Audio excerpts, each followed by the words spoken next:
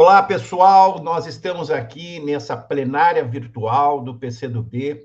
Iniciamos aqui, demos o pontapé inicial nessa jornada para a construção de um plano de governo. Evidentemente que a cidade tem inúmeros documentos importantes. Hoje mesmo eu estava lendo o manifesto do Movimento Guarujá 34, algumas coisas interessantes ali, mas nós temos inúmeros documentos que nós estamos usando para a construção do nosso plano de governo. E hoje nós temos a honra e a felicidade de receber aqui o professor Maurício Lamano, professor da USP, querido amigo, doutor, mestre, doutor, pós-doutor, uma pessoa que tem um vasto conhecimento e tem contribuído aqui no Guarujá ao longo do tempo com algumas pesquisas. E estamos também recebendo aqui uma honra enorme receber aqui a professora Andressa Portela, professora também, mestre, doutora, pós-doutora, e ambos professores de grandes universidades de São Paulo. E eu tive o privilégio e a honra de ser aluno dessas duas feras lá no mestrado, e eu sei o quanto eles são comprometidos com a causa ambiental. Então, queria inicialmente dar uma boa-vinda, assim, homenagem de boas-vindas para vocês, agradecer pela aceitação do convite, e depois nós vamos passar para um pequeno vídeo e vamos iniciar a apresentação. Então, vamos começar pelas mulheres, né, professor Maurício? Com certeza. Professora Andressa, muito obrigado por aceitar esse desafio. Boa noite, Sidney. Boa noite a todos. É um prazer esse convite. É muito importante. Eu achei bem interessante a sua iniciativa, porque mostra o seu comprometimento aí com diversas questões e sempre aquela sua singularidade de trazer a academia, a pesquisa, né, para as questões das cidades. Não à toa você fez aí o seu mestrado em gestão ambiental e sustentabilidade, dentro também de um programa de cidades inteligentes e sustentáveis, da área de planejamento urbano, e em nossas aulas aí tivemos o prazer de trocar muitas ideias e lições, né? Lições da nossa parte para você e você para nós professores, tá? Então estou muito feliz aqui de poder estar participando dessa plenária com você. Muito obrigado, professora Andressa. Agora o grande, querido São Paulino, como eu, professor Maurício. Nós estamos muito bem ultimamente. Mas deixa esse assunto para lá, né, Sidney? Mas tá bom, vamos chegar lá. Bom, obrigado pela oportunidade. Acho que estar ao lado da professora Andressa, para mim, é sempre um prazer e uma honra enorme. É uma satisfação trazer aqui um debate sobre a cidade de Guarujá, que também tem sido palco de algumas pesquisas científicas e importantes trabalhos científicos publicados nos últimos anos, liderado especialmente pelo grupo de pesquisa da professora Andressa Portela, que tem se debruçado e não medido esforços aí em compreender a dinâmica da poluição do ar, Vicente de Carvalho, enfim. Então, agradeço muito a sua iniciativa, Sidney, além de tudo, acima de tudo, um grande idealizador, um sonhador, e que seus sonhos, né, enfim, de todas as pessoas que desejam bem do meio ambiente se tornem realidade, principalmente para uma cidade como Guarujá, que ainda vive um contraste socioeconômico, vulnerabilidade climática em algumas áreas, e isso certamente tem que ser transformado ao longo do tempo, né? Então, muito obrigado pela oportunidade de estar aqui compartilhando um pouco do que a gente conhece sobre o Guarujá e das nossas pesquisas também.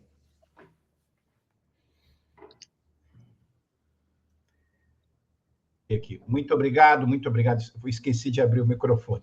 Muito obrigado, professora Andressa, muito obrigado, professor Maurício.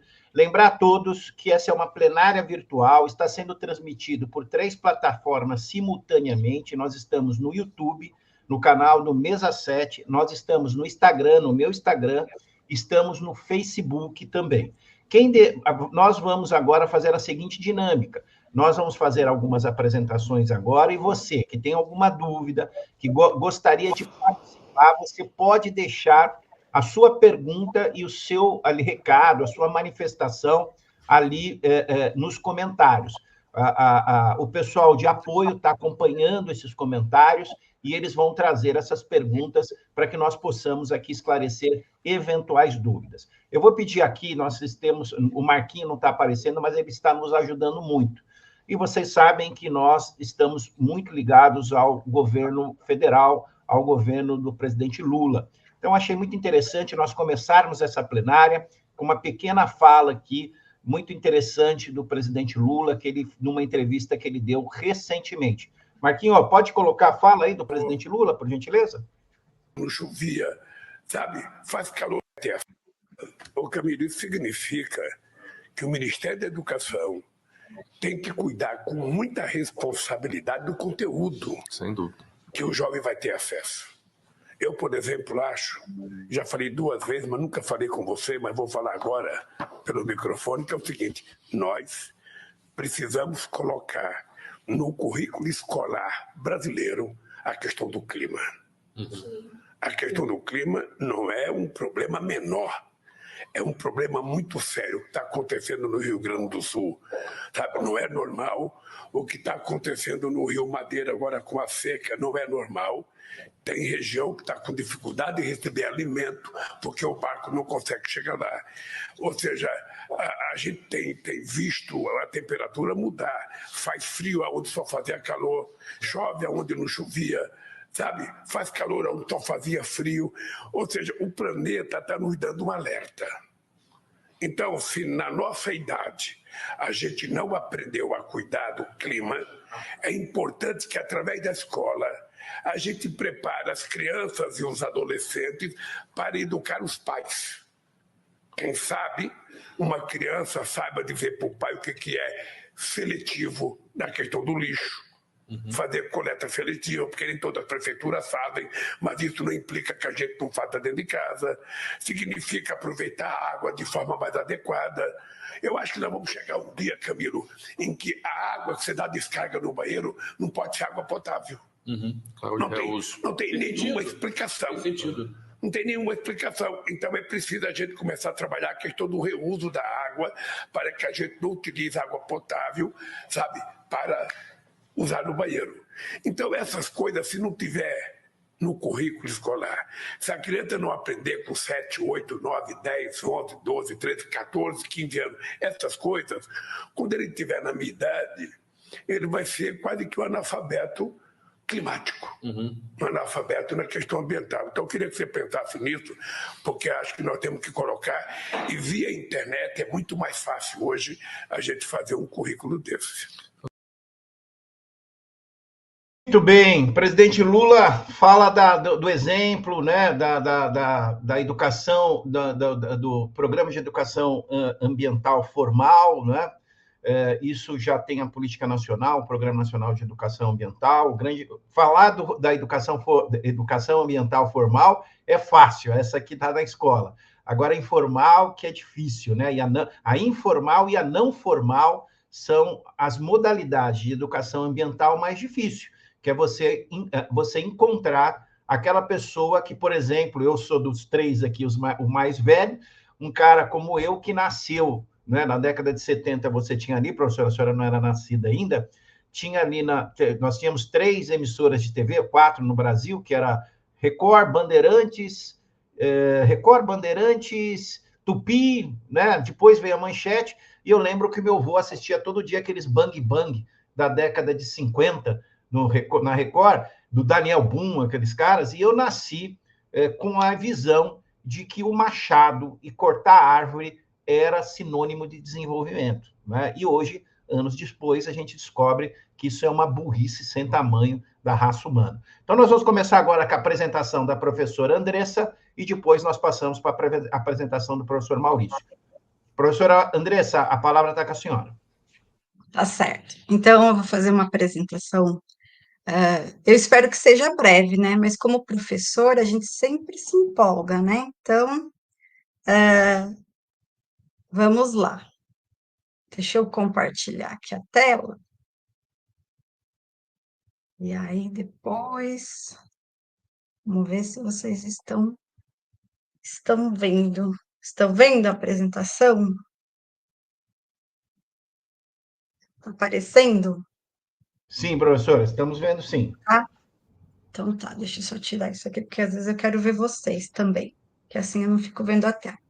Bom, falar então do tema, né, dessa plenária meio ambiente e cidade resiliente. Eu sei que, né, tem uma apresentação já, um flyer aí que divulgou, mas falar um pouquinho, meu nome é Andresa Portela Ribeiro, eu sou formada em Química pela Universidade Estadual de Ponta Grossa, no Paraná, fiz mestrado, doutorado em Química Analítica Ambiental na USP, e atualmente eu sou professora da Universidade 9 de Julho, dentro do programa de pós-graduação em cidades inteligentes e sustentáveis.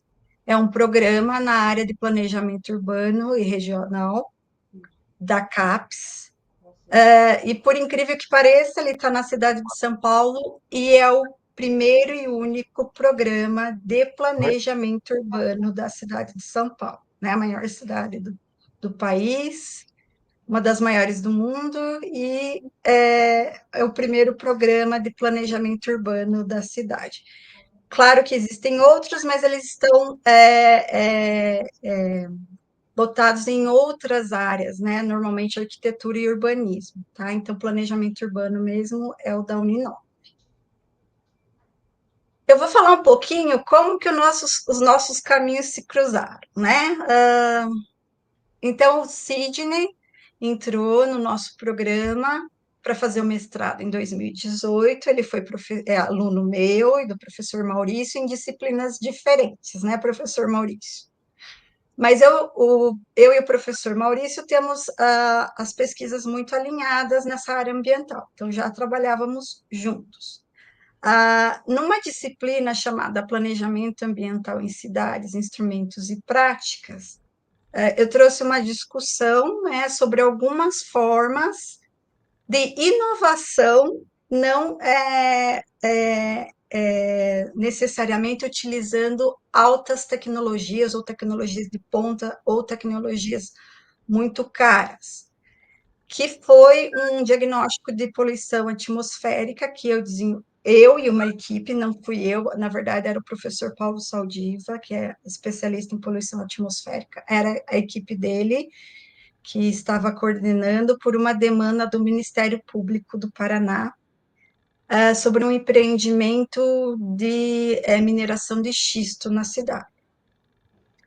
E o Ministério, o perito ambiental, fez uma solicitação ao professor se seria possível fazer um diagnóstico. Eles não tinham rede de monitoramento de poluição atmosférica lá, e eles não tinham também recursos financeiros. Se de alguma forma a universidade poderia ajudar nesse diagnóstico de poluição, eles precisavam ter indicadores, né, de poluentes.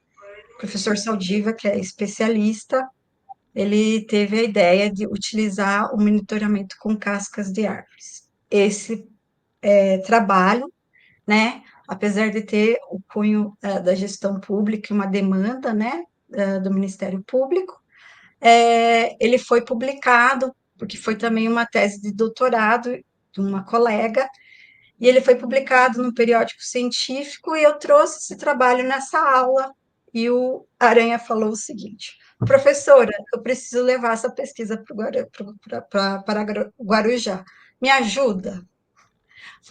Foram essas as palavras.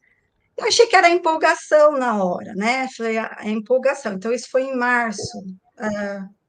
Eu falei a empolgação do Aranha, mas não foi. Então, ao longo de todas as aulas, ele sempre, né, trazia essa provocação. Então, em agosto de 2018, a gente acabou, eu e o professor Maurício também, né, entramos nessa pesquisa, que foi conhecida aí como o projeto Atlas da Poluição de Guarujá, com a mesma proposta que foi feita em São Mateus do Sul, para avaliação, né, da poluição atmosférica. É importante deixar claro que a CETESB tem redes de monitoramento, tem uma rede de monitoramento em Guarujá, em Vicente de Carvalho, que é justamente onde está instalada o porto, né, atividade portuária da margem esquerda, né, do Porto de Santos.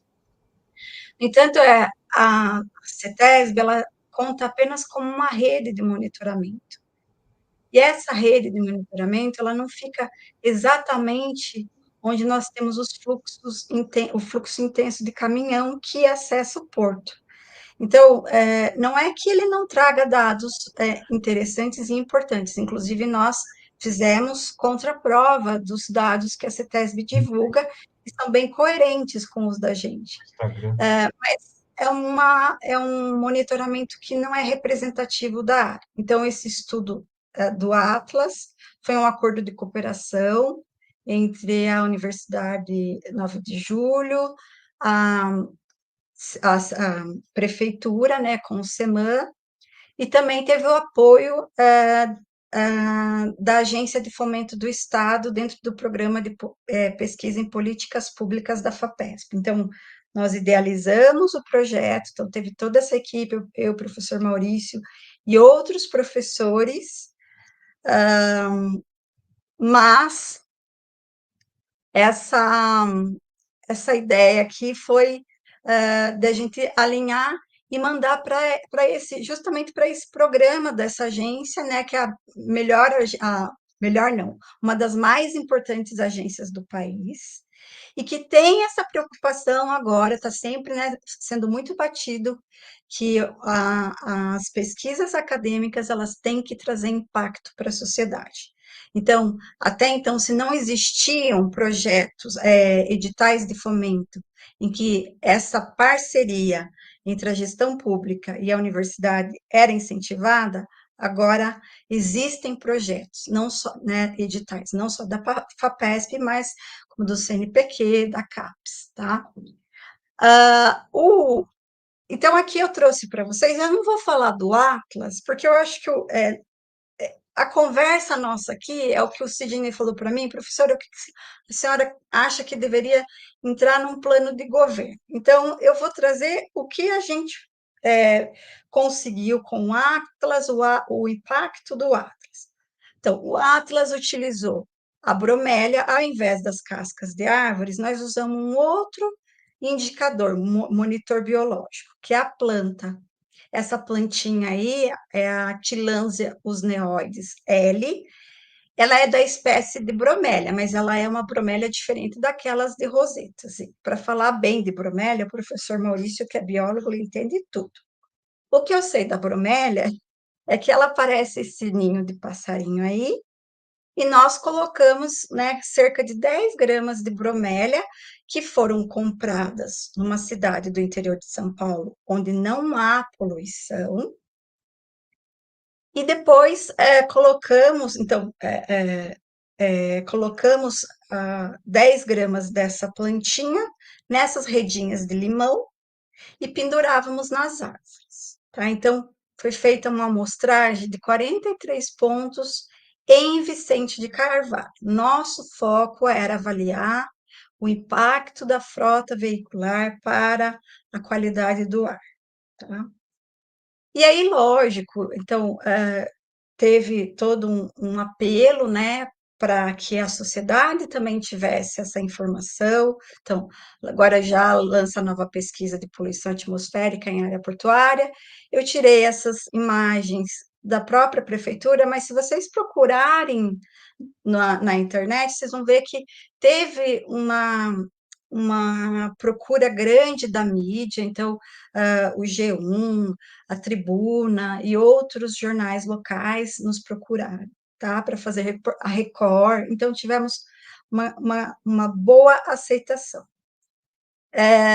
E aí eu coloco ali o projeto Atlas de Poluição desperta interesse em revista científica holandesa. Por quê? Porque com os resultados do projeto, nós pudemos publicar os achados tanto do ponto de vista científico, né, como do ponto de vista social, em revistas de alto impacto, tá? Então, teve essa chamada e a gente teve várias publicações, eu não coloquei todas aqui, mas o que eu trouxe para vocês conheci o Sidney em março de 2018, em agosto de 2018 a gente já estava, porque ele estava muito engajado em trazer, ele era, então, secretário do Meio Ambiente. E aí, o projeto foi finalizado ano passado, com as informações, o levantamento, então, a gente fez uma análise mais de um ano, a população participou, e isso foi muito interessante, porque a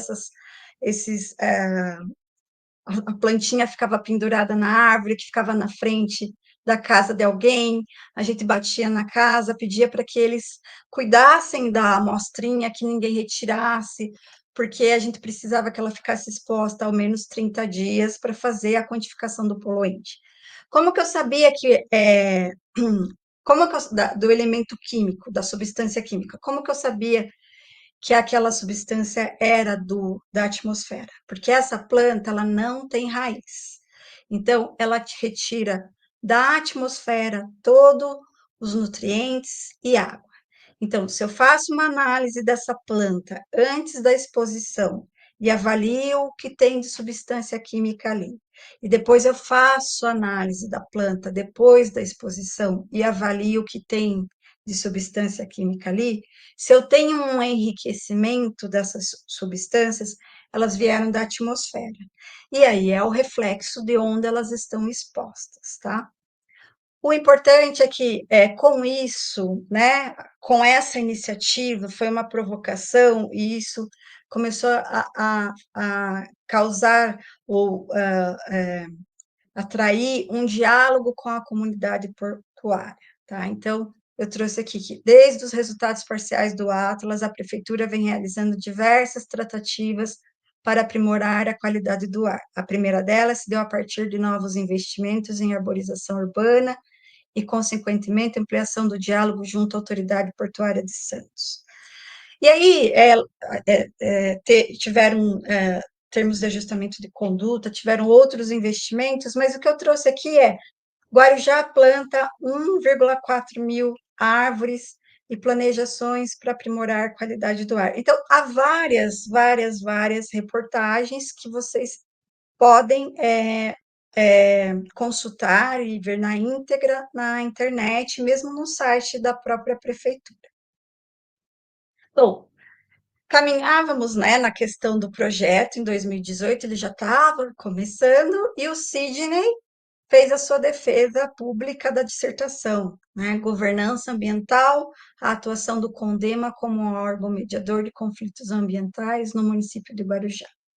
E o que eu tenho para dizer desse diferencial que eu percebo, eu nunca tive experiência em relação a participar das atividades, de projetos de uma gestão pública, e a SEMAN foi a primeira oportunidade. Mas o que eu via muito, e o que eu aprendi entrando, eu fiz química, então era bancada, laboratório. Então, o que eu aprendi como professora de um programa em planejamento urbano, e com o foco que a Uninove tem no impacto social, é que a nossa pesquisa ela tem que ser muito mais do que um artigo científico. Ela tem que reverter, não importa em que tamanho, para o benefício de alguma pessoa, do morador, de uma comunidade. E se fala muito, né, na participação social, e que eu percebo que, pelas pesquisas que eu faço com os alunos, que a gente desenvolve, que a participação social, ela ainda ela caminha muito devagar, bem aquém do que seria necessário para que os interesses da população realmente fossem respeitados, enfim. Mas o que eu percebo que o diferencial do Guarujá era justamente essa atuação do CONDEMA. Então, o Atlas foi levado ao CONDEMA,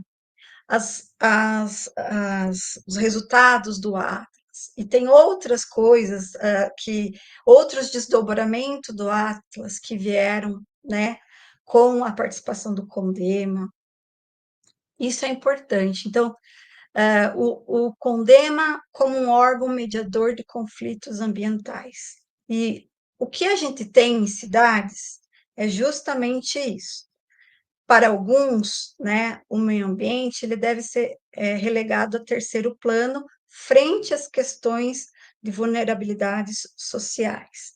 Mas isso são conflitos, porque não existe, né? É uma visão que a gente tem que deve ser sistêmica, holística, que se fala. Não se pode separar. Eu não tenho economia, eu não tenho social, eu não tenho ambiental, eu tenho, né, o todo, o tripé da sustentabilidade. Então, o trabalho do Sidney foi justamente, né, evidenciar esse diferencial do Condeno. E aí eu trouxe aqui para vocês terem uma noção de que o Sidney é uma pessoa que foi atrás de se aperfeiçoar em relação às questões ambientais. E lógico, ele já teve a defesa de doutorado, né? Mas aqui eu estou fazendo o papel com a professora Andresa. E aí nós temos algumas imagens da defesa dele e da banca. Foi a professora Maílis, que também é da USP, é da Uninove da USP, professor Osman, que é da Federal de Sergipe. Bom, se somos professores e pesquisadores, o nosso produto tão almejado para as agências de fomento são os artigos científicos em revistas de impacto. Existem indicadores que mostram, né, a abrangência de um periódico científico. Esses periódicos vocês podem consultar, vocês vão ver que eles têm alto impacto, né? Alta audiência no meio acadêmico. E aqui a gente tem a equipe, então, quando a gente coloca aqui, quando o professor Maurício falou, a professora Andresa lidera. Não, a professora Andresa só foi, né? Aqui o Sidney contatou primeiro, mas o professor Maurício teve um grande papel nessa jornada. Destaco aqui a Carolina, o professor Edson, a professora Mitico, Cleiton, né, o pessoal da SEMAN, tive muito apoio do pessoal da SEMAN para fazer com que a parte da infraestrutura, né, o Rogério, o Reinan, então, vários funcionários, colaboradores, ajudando a fazer o projeto acontecer, tá? Então, só foi a professora Andresa que enviou lá para a FAPESP. Bom, mas e os desdobramentos na questão, né, de Guarujá?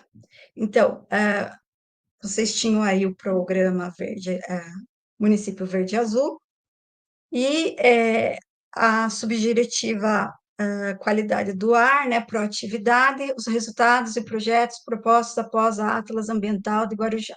Então, em 4 anos, isso foi uma reportagem do próprio, que saiu em respeito a esse relatório. Em 4 anos, Guarujá aumenta em 800% a avaliação de qualidade do ar e recebe reconhecimento.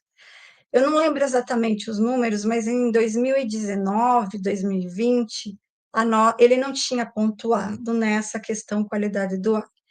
E em 2022, ele chega a uma pontuação de 8,23, alguma coisa assim, tá?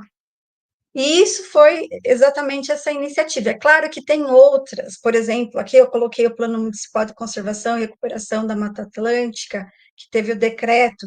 Não vou falar dele, porque o professor Maurício, que esteve à frente desse plano, ele vai falar bem melhor, vai falar da questão de arborização, enfim. Mas mostrando que teve impactos. Eu não coloquei aqui, mas houve uma grande preocupação. Então, o projeto começou em 2018, agosto, então a parte experimental ela teve início mesmo em 2019 e ela se estendeu um pouquinho para 2020. Eu não coloquei aqui para, né, mas também pensamos na questão de saúde, poluição atmosférica. Foi realizado um projeto em que os moradores de Vicente de Carvalho foram avaliados em sua capacidade pulmonar, e depois eles eram submetidos a sessões de acupuntura, e a gente fez um estudo que estava muito bonitinho, lindo, só que a gente teve que parar após 4 meses, porque começou a pandemia em 2020, e aí as pessoas que faziam participavam desse estudo, eles eram grupos vulneráveis, né, e não podíamos arriscar. Então, essa parte do projeto Atlas, que era o Atlas da Saúde, teve que ser descontinuada. Mas a gente não desistiu dele ainda. Bom, terminou, então fizemos o projeto, a FAPESP, prazo final para a gente prestar contas e mostrar os resultados para a sociedade, era setembro.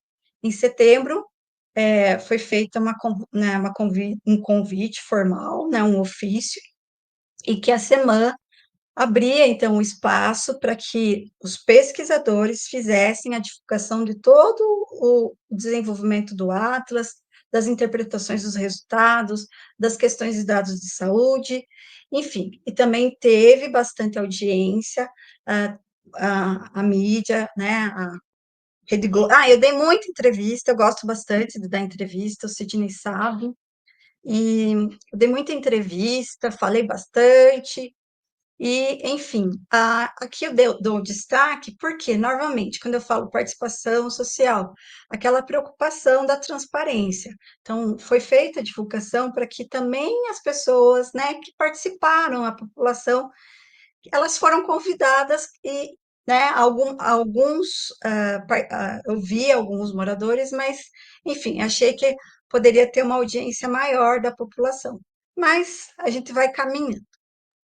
Com a questão da divulgação, é claro que a mídia, né, divulgou os resultados e os resultados chamaram a atenção do Porto.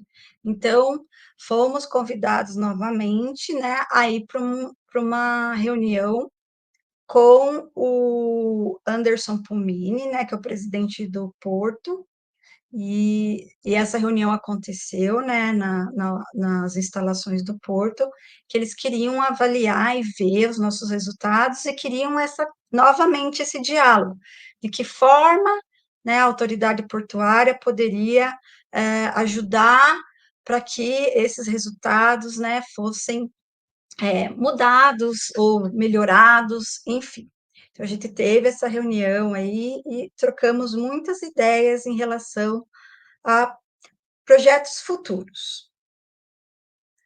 O que eu quero também chamar a atenção de vocês é que é importante esse entendimento. Às vezes a gente não sabe exatamente o que está sendo feito e que na Secretaria Municipal do Meio Ambiente e Segurança Climática, aqui está o link, existem muitos links que vocês podem ter conhecimento de tudo que foi desenvolvido, né, pela semana nos últimos anos, e, inclusive, as dissertações e monografias.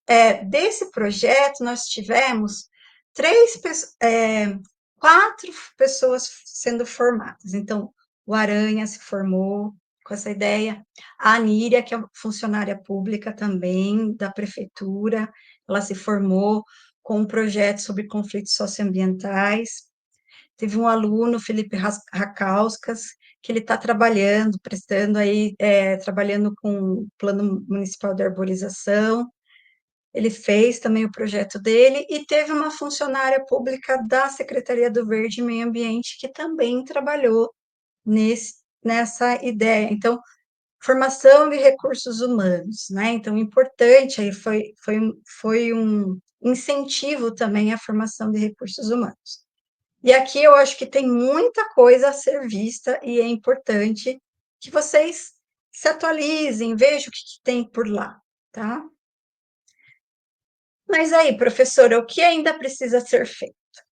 Muita coisa.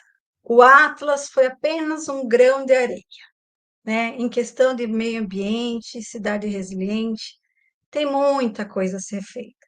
O próprio Sidney mostrou aí o vídeo do presidente Lula, em que ele fala, né, dessas emergências climáticas e como elas estão acentuadas. Eu dei uma aula recentemente em que eu não precisava buscar eventos muito longe, né, com datas antigas. Os eventos eram muito recentes, a seca no Rio Amazonas, e aí a inundação, né, que a gente teve no Rio Grande do Sul. Então, a aula foi dia 15 de maio, então, olha quanta coisa. Então, o Atlas foi só um grão de areia, Mas o que eu aprendi como pesquisadora é que tem muita coisa que a gente não pode fazer. Isso eu aprendi também, mesmo na gestão pública. Às vezes eu chegava e falava, professor, o Sidney falava, professora, não é bem assim. Mas tem muita coisa que a gente pode, e é isso que a gente tem que pensar. Agora, em termos do Guarujá, será que é preciso? Por onde que a gente vai começar? Será que é preciso reinventar a roda? Será que a gente tem que reinventar a roda? Não, a gente não precisa, a gente pode aprimorar, né? Peguei essas tiradinhas aí na internet. Por quê? Ao longo dos projetos que eu fui escrevendo com o pessoal de Guarujá, da SEMAN, e estou escrevendo o projeto ainda, existe um projeto grande. Queria falar que tem uma aluna do Sítio Conceiçãozinha, Priscila, que está fazendo mestrado comigo, e eu conheci a Priscila o ano passado, numa ideia de projeto que a gente teve para fazer uma análise do diagnóstico da poluição ambiental lá no sítio. Então, tenho aprendido bastante aí. E eu aprendi, e eu consultei a Agenda 21 Guarujá para fazer esses projetos. Então, quando o Sidney falou, professora, o que a senhora acha que seria bom para um plano de governo? Eu acho que já tem muito que as pessoas, que se pode pensar em termos da futura gestão de Guarujá. Então, olha só, a Agenda 21, né, Agenda 21 global, ela teve início lá, ela foi elaborada, foi o produto final da Rio 92, e a principal mensagem, não vou falar muito aqui, mas a principal mensagem era, né, da questão de que o desenvolvimento econômico deveria ser harmonizado com a conservação ambiental e com a equidade social. E aquela questão, né, que a gente utilizar os recursos de forma consciente, de forma que as futuras gerações tenham condições também de sanar, né, as suas necessidades, né? Então, essa era a principal ideia da Agenda 21. E a Agenda 21, ela enfatizou que esses desafios, eles não são, eles precisam ser atacados, mas não numa escala macro, cada vez, né, numa escala menor, para que seja mais eficiente. Então, você tem a Agenda 21 global, você tem a Agenda 21 brasileira e você tem a Agenda 21 local. E Guarujá tem a sua Agenda 21, tá? E nessa Agenda 21, eu destaquei algumas coisas importantes. E assim, pessoal, voltando aqui só, quem quiser, lá no site da Agenda 21 vai ter lá os links para esses documentos, mas até trouxe aqui na apresentação. Não sei se o Sidney vai querer essa apresentação depois, enfim, estão aí os links. O que eu destaquei desse documento que tem 200 páginas? Ele foi elaborado pelas mãos de diversos atores sociais, muito trabalho foi feito para identificar potencialidades, oportunidades, desafios e ameaças locais, e assim traçar objetivos e metas para chegar em 2034, comemorando um centenário sustentável. Cumpre esclarecer que executar as ações e transformar esse plano em realidade para toda a sociedade é o grande desafio atual e de futuras gerações, tornando-se assim uma meta a ser desejada, construída e alcançada por todos, dependendo apenas de atitude e empenho de cada um. Então, é cada um tem seu papel.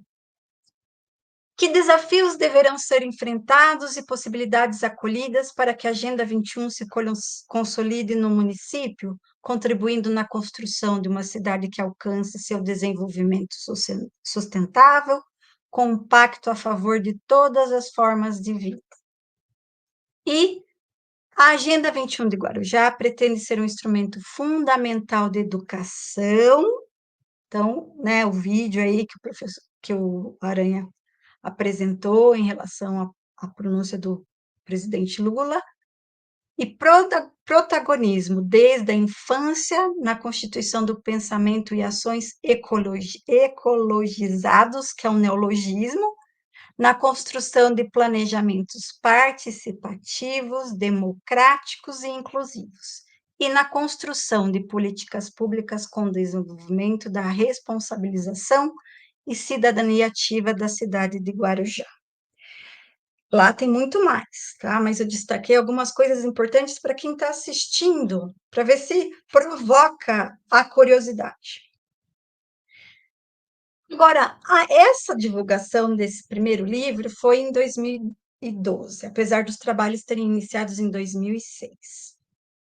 Aí, com a divulgação, né, o lançamento da Agenda 2030 em 2015, pelas Nações Unidas, com os 17 Objetivos do Desenvolvimento Sustentável, o Fórum Ambiental Permanente da Agenda 21 de Guarujá viu a necessidade de fazer revisões das ações, né?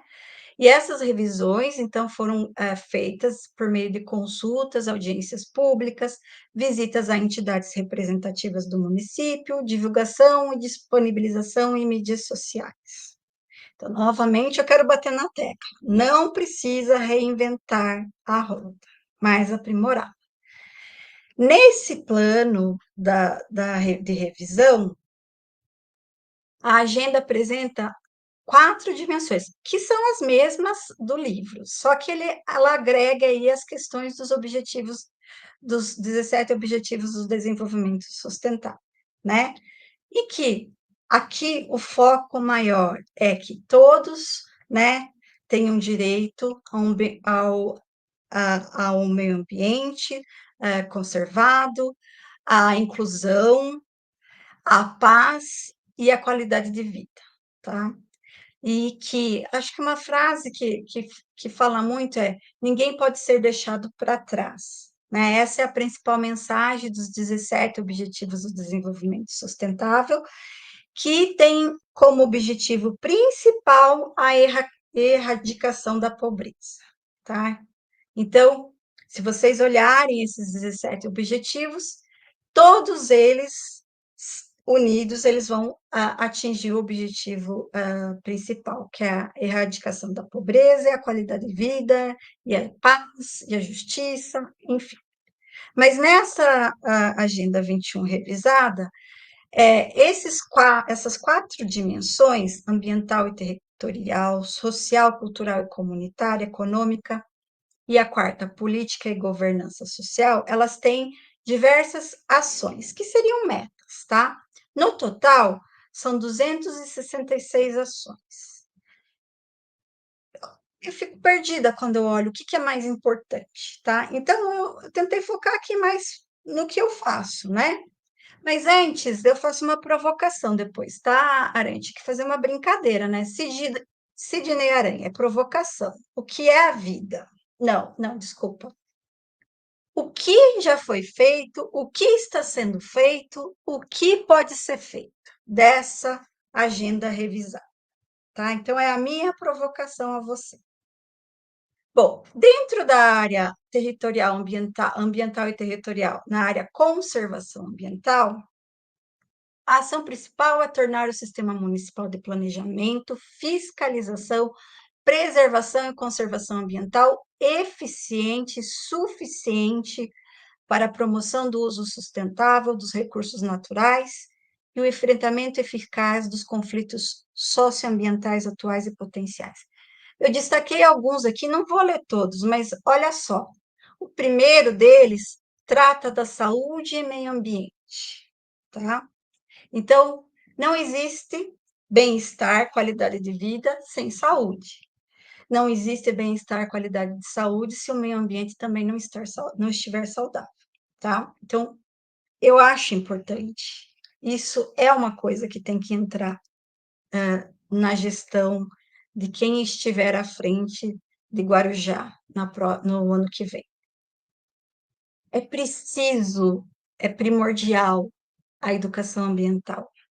E é uma educação ambiental participativa. E ela não deve ser só das escolas. A educação ambiental é a educação do adulto também. E como é que a gente consegue isso?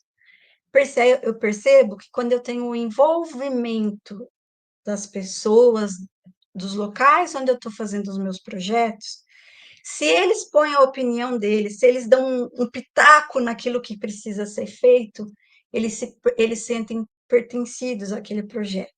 Então, essa educação ambiental. Uma experiência que eu tive num primeiro momento, quando a gente colocava a plantinha na árvore, a primeira coisa que eles queriam é que a gente arrancasse a árvore. Se a gente estava indo lá para podar ou arrancar a árvore. E à medida que eles foram vendo que a árvore estava mostrando que tinha poluição, depois acho que, não sei se o professor Maurício vai falar, mas o potencial que a árvore tem para filtrar a poluição atmosférica, potencial que a árvore tem para evitar esses eventos climáticos extremos, né? Então, é importante, mas a gente só consegue com educação ambiental. Então, fortalecer o CONDEMA, eu já falei do CONDEMA, isso é importante, né? Fortalecer o CONDEMA. As emergências ambientais, então, está falando também dessas emergências ambientais. E, na verdade, elas estão mais ou menos juntas quando você fala da política, de instituir uma política municipal de mudanças climáticas e implementar o Plano Municipal de Mudanças Climáticas. Criar e implementar o Plano Municipal de Educação Ambiental. O que eu sei que você já começou a fazer e quando você estava na gestão e que eu espero que tenha continuidade. Estimular e fomentar mecanismos em parcerias com instituições especializadas para a criação de laboratório, execução de estudos técnicos, visando o monitoramento e a avaliação constante das condições ambientais no município. Só que eu só falei a primeira parte, e aí, no final, tudo é essencial, das 266 ações. Então, quem começar, quem estiver à frente o ano que vem, talvez seja um documento que seja legal avaliar e ver a viabilidade de se pôr em prática, porque o que eu vejo de planos de governo em vários locais é que tem muita coisa que pode ser feita, mas eu, enquanto professora, pesquisadora, e que põe a mão na massa, eu preciso de uma metodologia. Como eu vou fazer isso acontecer? Tá? Então, aquilo que eu falei, eu sei que muita coisa não pode ser feita, mas muita coisa pode. É preciso planejar, é preciso ter uma equipe de pessoas que têm conhecimento, porque eu não fiz sozinha e eu não estou sozinha. Naqueles artigos, vocês viram quantas pessoas estavam ali dando a sua contribuição, né? É que uma pessoa tem que levar o primeiro nome, mas não necessariamente é só ela que trabalha, tá? E é isso, não existem atalhos, o ingrediente do sucesso é o trabalho, então é arregaçar as mangas, né? E muito obrigada, então, juntos por um mundo saudável, não deixar ninguém para trás. Essa é a proposta aqui. Eu trouxe alguns links dessas figuras que eu tirei da internet, mas seria mais ou menos isso o meu recadinho para vocês. E a provocação para o Cid. Professora, obrigado. Mas assim, rapidamente, eu acho que a apresentação da professora me leva a um fato. Esse final de semana eu participei da conferência da cidade. E é muito interessante uma frase que eu sempre falei depois que eu fui trabalhar no Porto. Você só conhece uma ilha quando você sai da ilha. Se você está na ilha, professor Maurício, você não consegue enxergar que era uma ilha. Quando você sai da ilha, você consegue enxergar. E o Guarujá é um caso clássico, né? Olha que coisa interessante. Tem que vir uma professora de São Paulo, que fez algumas pesquisas aqui no Guarujá, para reconhecer que Guarujá tem muita coisa boa. Olha, a professora Andressa, ela destacou muito a Agenda 21. Não fui eu que fiz a Agenda 21 como secretário. A Agenda 21 é desde 2012, a gente só atualizou em 2018. Então, eu acho muito interessante, a Agenda 21 foi fruto daquilo que a sociedade civil do Guarujá queria. Né? Eu acho muito interessante essa sua dica de dizer, olha, não precisa inventar a roda, não, tem coisa muito boa. Outra coisa que a senhora destacou, rapidamente, que eu acho muito interessante para você que está assistindo, é muito ruim você ir na conferência da cidade, ou você vê um documento do Movimento Guarujá 2024, e ele dizia o seguinte: falta transparência na gestão pública. E a professora Andressa destaca que nós temos a Biblioteca Ambiental Virtual. Todos os mais importantes documentos produzidos na área ambiental no Guarujá estão públicos, artigos científicos, monografias, dissertação, tudo, todos os estudos que foram feitos estão lá. O Atlas da Poluição, inclusive. Isso é muito interessante. Lembrar para a senhora também que, além dessas pessoas todas que a senhora falou, fez mestrado e doutorado, hoje a Thaís, antes de eu entrar aqui, a Thaís estava fazendo a qualificação dela. Parabéns, Thaís, ela passou na qualificação. E bom lembrar que a Priscila, lá da Conceiçãozinha, uma moça de uma comunidade bastante humilde e vulnerável, está fazendo mestrado, fez um módulo internacional dela. Essa política pública de trazer as universidades para dentro está dando oportunidade para pessoas que saem das regiões mais vulneráveis do Guarujá. A Priscila estava estudando agora esses dias em Medellín, numa das cidades mais importantes no mundo na questão de cidades inteligentes. Achei fantástica essa sua ideia de não inventar roda, usar a Agenda 21, usar as ODS, e também digo para a senhora sentiu a incompreensão das árvores, o professor Maurício vai falar agora há pouco, essa provocação de usar o existente, eu acho que acho que não é uma provocação, e sim um conselho, e também só conhece a ilha quem sai da ilha. O Condema do Guarujá é um dos condemas mais poderosos do Brasil e do estado de São Paulo. Como ele é rico, como ele discute as questões. E, lamentavelmente, na Conferência das Cidades, a gente tem que ouvir que as pessoas não se interessam por nada, as pessoas não abrem, como a professora Andressa fez, o site da prefeitura para procurar as informações. Mas, enfim, como diz o Chalita, acreditar é nunca deixar de ter esperança, e esperança é sempre, nós somos motivados pela esperança. Esperança é a percepção ou é a busca de que coisa melhor pode acontecer. Então, para isso, agora eu vou passar para o professor Maurício Lamano. Vamos lá, professor. Obrigado, Sidney. Que desafio falar depois da professora Andressa, mas vamos lá. Professora, sempre um aprendizado incrível aqui, participar desses momentos com você. Imagina, eu falei que eu queria participar depois de você, que senão eu ia ficar com vergonha. Olha só, eu vou projetar aqui, vê se ficou tela cheia, por favor, o Sidney, que vocês sumiram para mim. Só me dá um toque. Ficou tela cheia, pode ir. Maravilha, tá bom. Então vamos lá, gente. Bom, a professora Andressa traz, né, um recorte absolutamente incrível dessa perspectiva principal, muito forte na Agenda 21. Né? Eu acho que essa é um calcanhar de Aquiles, né, que nasce na convenção lá de 92, na Rio 92, e desde então ela vem sendo cada vez mais trabalhada.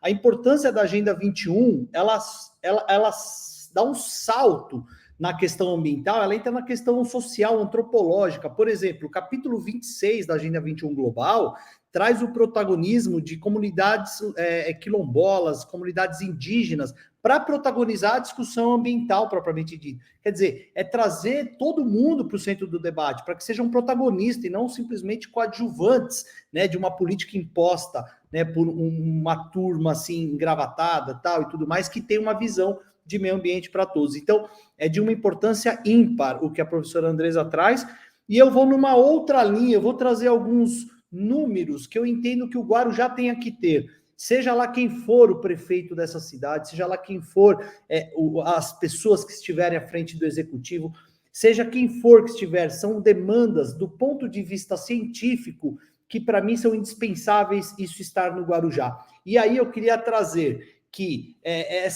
há de se pensar principalmente em continuar um legado.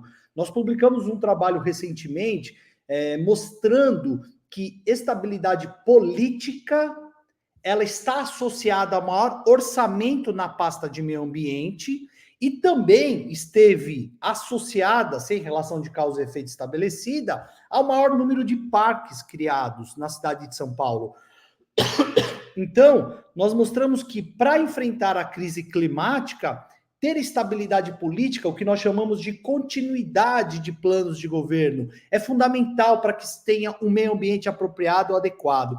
E para isso, eu gostaria aqui de dizer que a próxima gestão que vier para o Guarujá, eu entendo que ela tem uma, entre aspas, né, um dever de continuar essa gestão que já está há 2 mandatos, fazendo um excelente trabalho, trazendo a universidade para o centro do debate, junto com o CONDEMA, que é inquestionavelmente um órgão de excelência, né, da sociedade civil na cidade do Guarujá. Eu conheço um pouco, né, conheço algumas pessoas ilustres da Prainha Branca, do próprio Issa, são pessoas que têm uma atuação muito severa dentro do CONDEMA e é assim mesmo que tem que ser. Então eu trago que a próxima gestão continue o trabalho na qual já tem sido construído e particularmente com certo brilhantismo desde então, nessas últimos mandatos. Mas vamos vir aqui para a apresentação.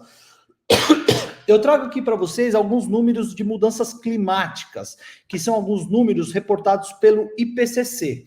Nós temos aqui no gráfico da direita que o planeta ele já está aquecendo, né, seguindo essa tendência. Deixa eu pegar aqui o lapisinho, que aí acho que vai ficar mais fácil.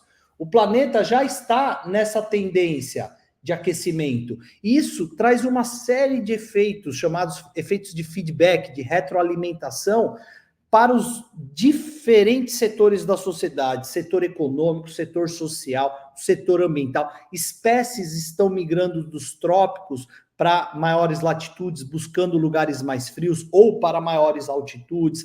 A produção, as commodities que os países produzem já estão tendo, né, sofrendo as crises dos extremos climáticos, como que foi vivenciado no Rio Grande do Sul recentemente, as ondas de calor contínuas que nós temos, as plantas numa grande fazenda de soja, de arroz, seja lá do que for, elas sofrem e muitas vezes morrem, né? Então, quer dizer, essa questão climática, ela atravessa os diversos setores da sociedade.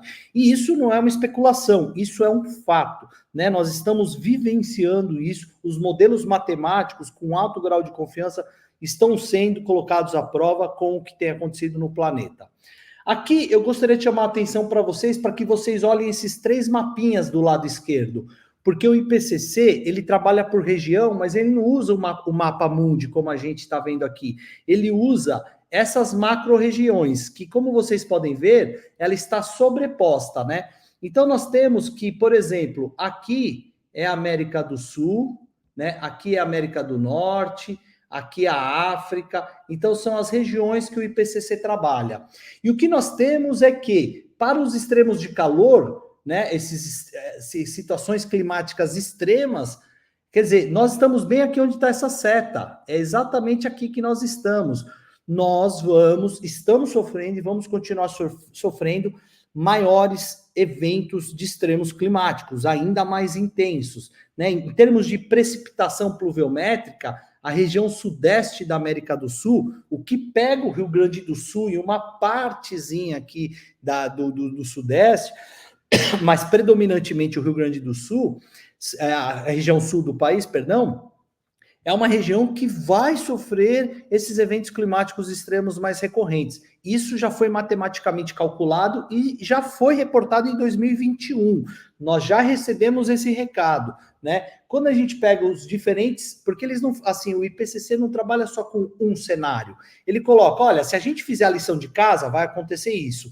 Se a gente não fizer a lição de casa, acontece aquilo. E aqui estão os cenários, não fazendo a lição de casa e fazendo a lição de casa muito bem feita.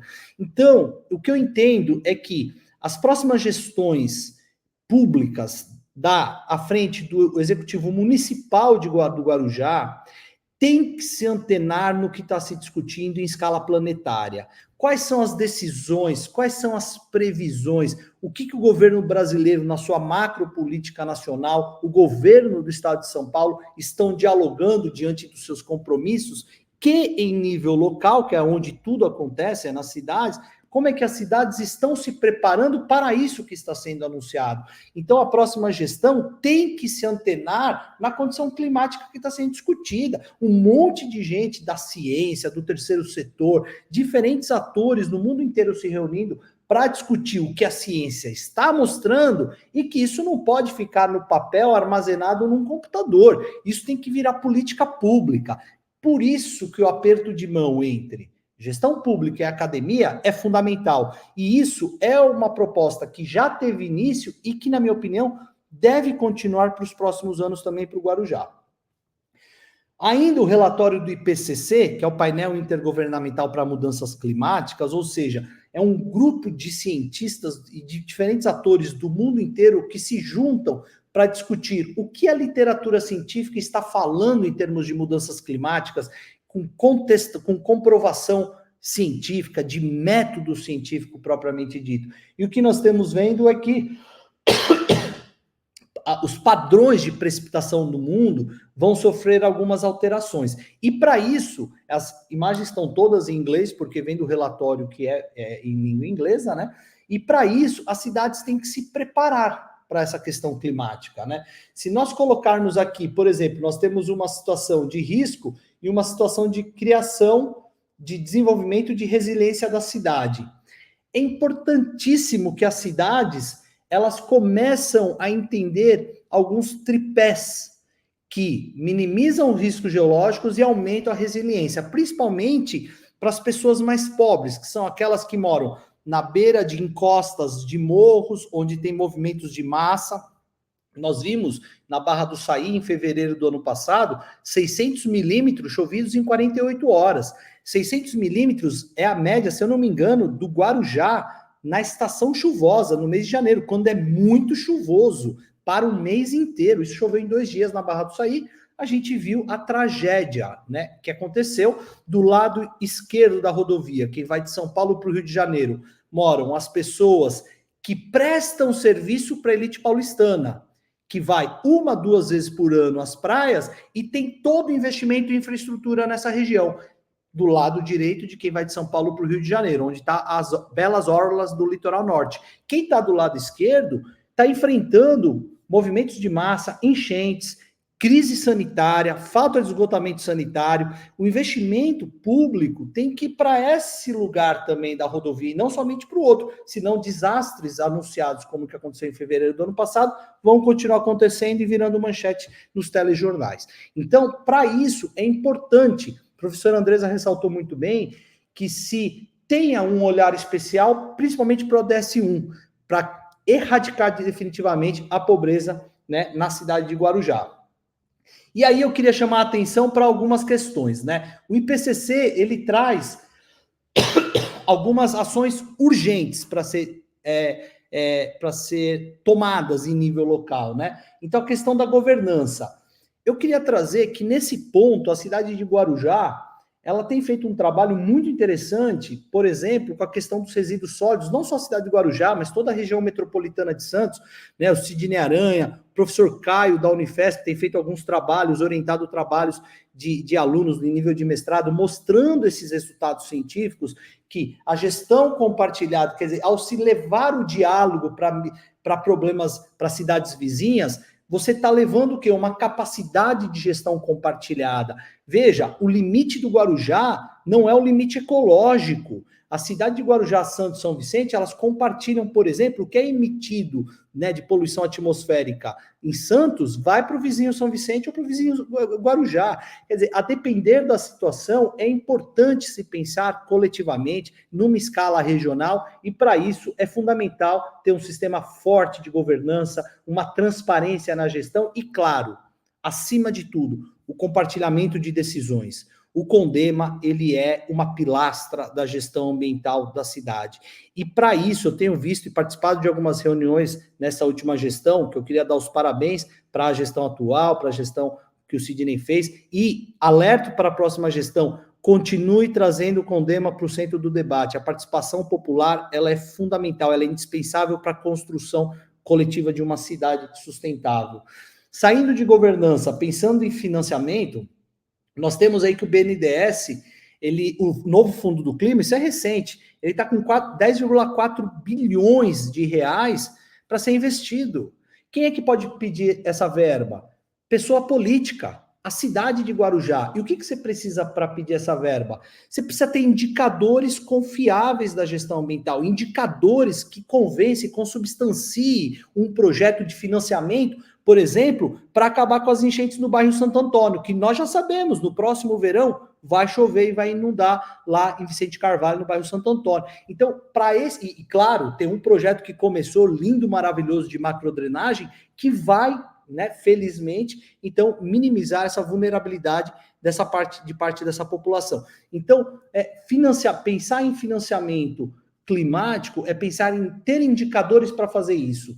E nesse ponto, a cidade de Guarujá tem levantado bons indicadores, uma vez que ela traz a Unifesp, traz a Santa Cecília, traz o CEPEMA, traz a Uninove para dentro da gestão pública, para gerar trabalhos científicos que levantem indicadores que possam, então, ser reverberado num projeto de financiamento climático, por exemplo. E para finalizar, não me estender muito nisso, trazer conhecimento e capacidade. Perdão. Eu conheço pelo menos alguns projetos, né? O professor Vinícius, da Unifesp de Santos, do professor Caio, do professor Vinícius, da professora que tem um trabalho em Perequê, são trabalhos incríveis, trabalhos lindos, maravilhosos. Agora a UNAERP, a própria Unisanta e a própria Uninove, que vem de São Paulo, no caso aqui eu estou falando das universidades da Baixada Santista, mas que são entidades, que são universidades que têm que estar ao lado da gestão pública para fazer essa gestão, para fazer esse trabalho, esse levantamento de indicadores. Só os recursos humanos de uma secretaria municipal, de uma cidade como Guarujá, talvez não seja suficiente, embora os recursos humanos da SEMAN seja altamente eficiente e capacitado. Né? Eu tenho trabalhado com eles, trabalhei com eles em alguns projetos, e assim, não há o que dizer, né, da capacidade técnica da gestão municipal. No entanto, o suporte da universidade consubstancia aí alguns indicadores bastante confiáveis. Então, a próxima gestão, eu entendo que, tendo a perspectiva climática, tendo a minimização de vulnerabilidade a riscos geológicos, riscos climáticos, é importante trazer a pesquisa científica, continuar trazendo a pesquisa científica para o centro do debate.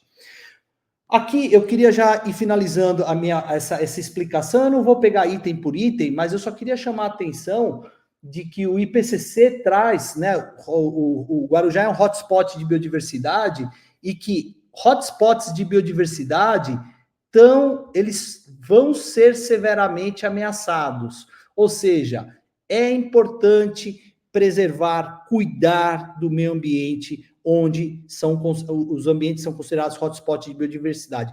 Tem um trabalho de 2001, de um autor chamado Sincota e outros colaboradores, eles mostraram que se eu não me engano, 32 hotspots de biodiversidade do mundo, mais da metade já tinham cidades estabelecidas neles, e mais, cidades com mais do que a média da demografia mundial para uma cidade. Ou seja, eram lugares altamente urbanizados, lugares que eram para ter vocação de conservação da biodiversidade. Então, nós sabemos, e o Guarujá é um hotspot de biodiversidade, reconhecido pelo ICLEI, reconhecido por agências internacionais. É importantíssimo que o Guarujá tenha uma política de criação de unidades de conservação. Continue com essa política de criação de corredores ecológicos para fluxogênico e conservação da biodiversidade. Isso é imprescindível. Tem uma espécie nova de mirtácea que foi descoberta por um grupo da Universidade de Santa Cecília, Myrcia guarujana. Olha, a família mirtácea é uma família botânica muito bem conhecida, ainda mais no estado de São Paulo. Né, os botânicos paulistas conhecem muito bem. E foi descoberta uma espécie nova recentemente por um grupo aí de taxonomistas da Unisanta. Quer dizer, tem muita coisa ainda a ser descoberta e é importante conservar esses maciços florestais, continuar essa política que tem, então, acontecido na cidade de Guarujá. Bom, vamos lá. Continuando aqui. Esse relatório traz que as cidades vão sofrer alguns impactos, né? Principalmente impactos socioeconômicos, pessoas vão perder bens materiais e imateriais. Sabe o que é um bem imaterial para mim? É a fotografia do meu avô e da minha avó, dos meus avós de uma forma geral. Quer dizer, imagina se por uma enchente eu perco isso que é o único bem que eu tenho de pessoas que eu amei a minha vida inteira e trago um amor e vou carregar comigo até o último dia da minha vida. São pessoas que fizeram toda a diferença na minha criação. Isso é um bem imaterial, não tem valor. Uma igreja que foi construída né, há 200 anos, que de repente ela é dizimada por uma tempestade. Quer dizer, há um bem material nisso, mas há um bem imaterial que são perdidos. E o bairro Santo Antônio, por exemplo, em Guarujá, ele está dentro dessa estatística aí prevista para a América do Sul, né? Então, é importante pensar na resiliência climática, principalmente na conservação de ecossistemas estratégicos, como o ecossistema de manguezal.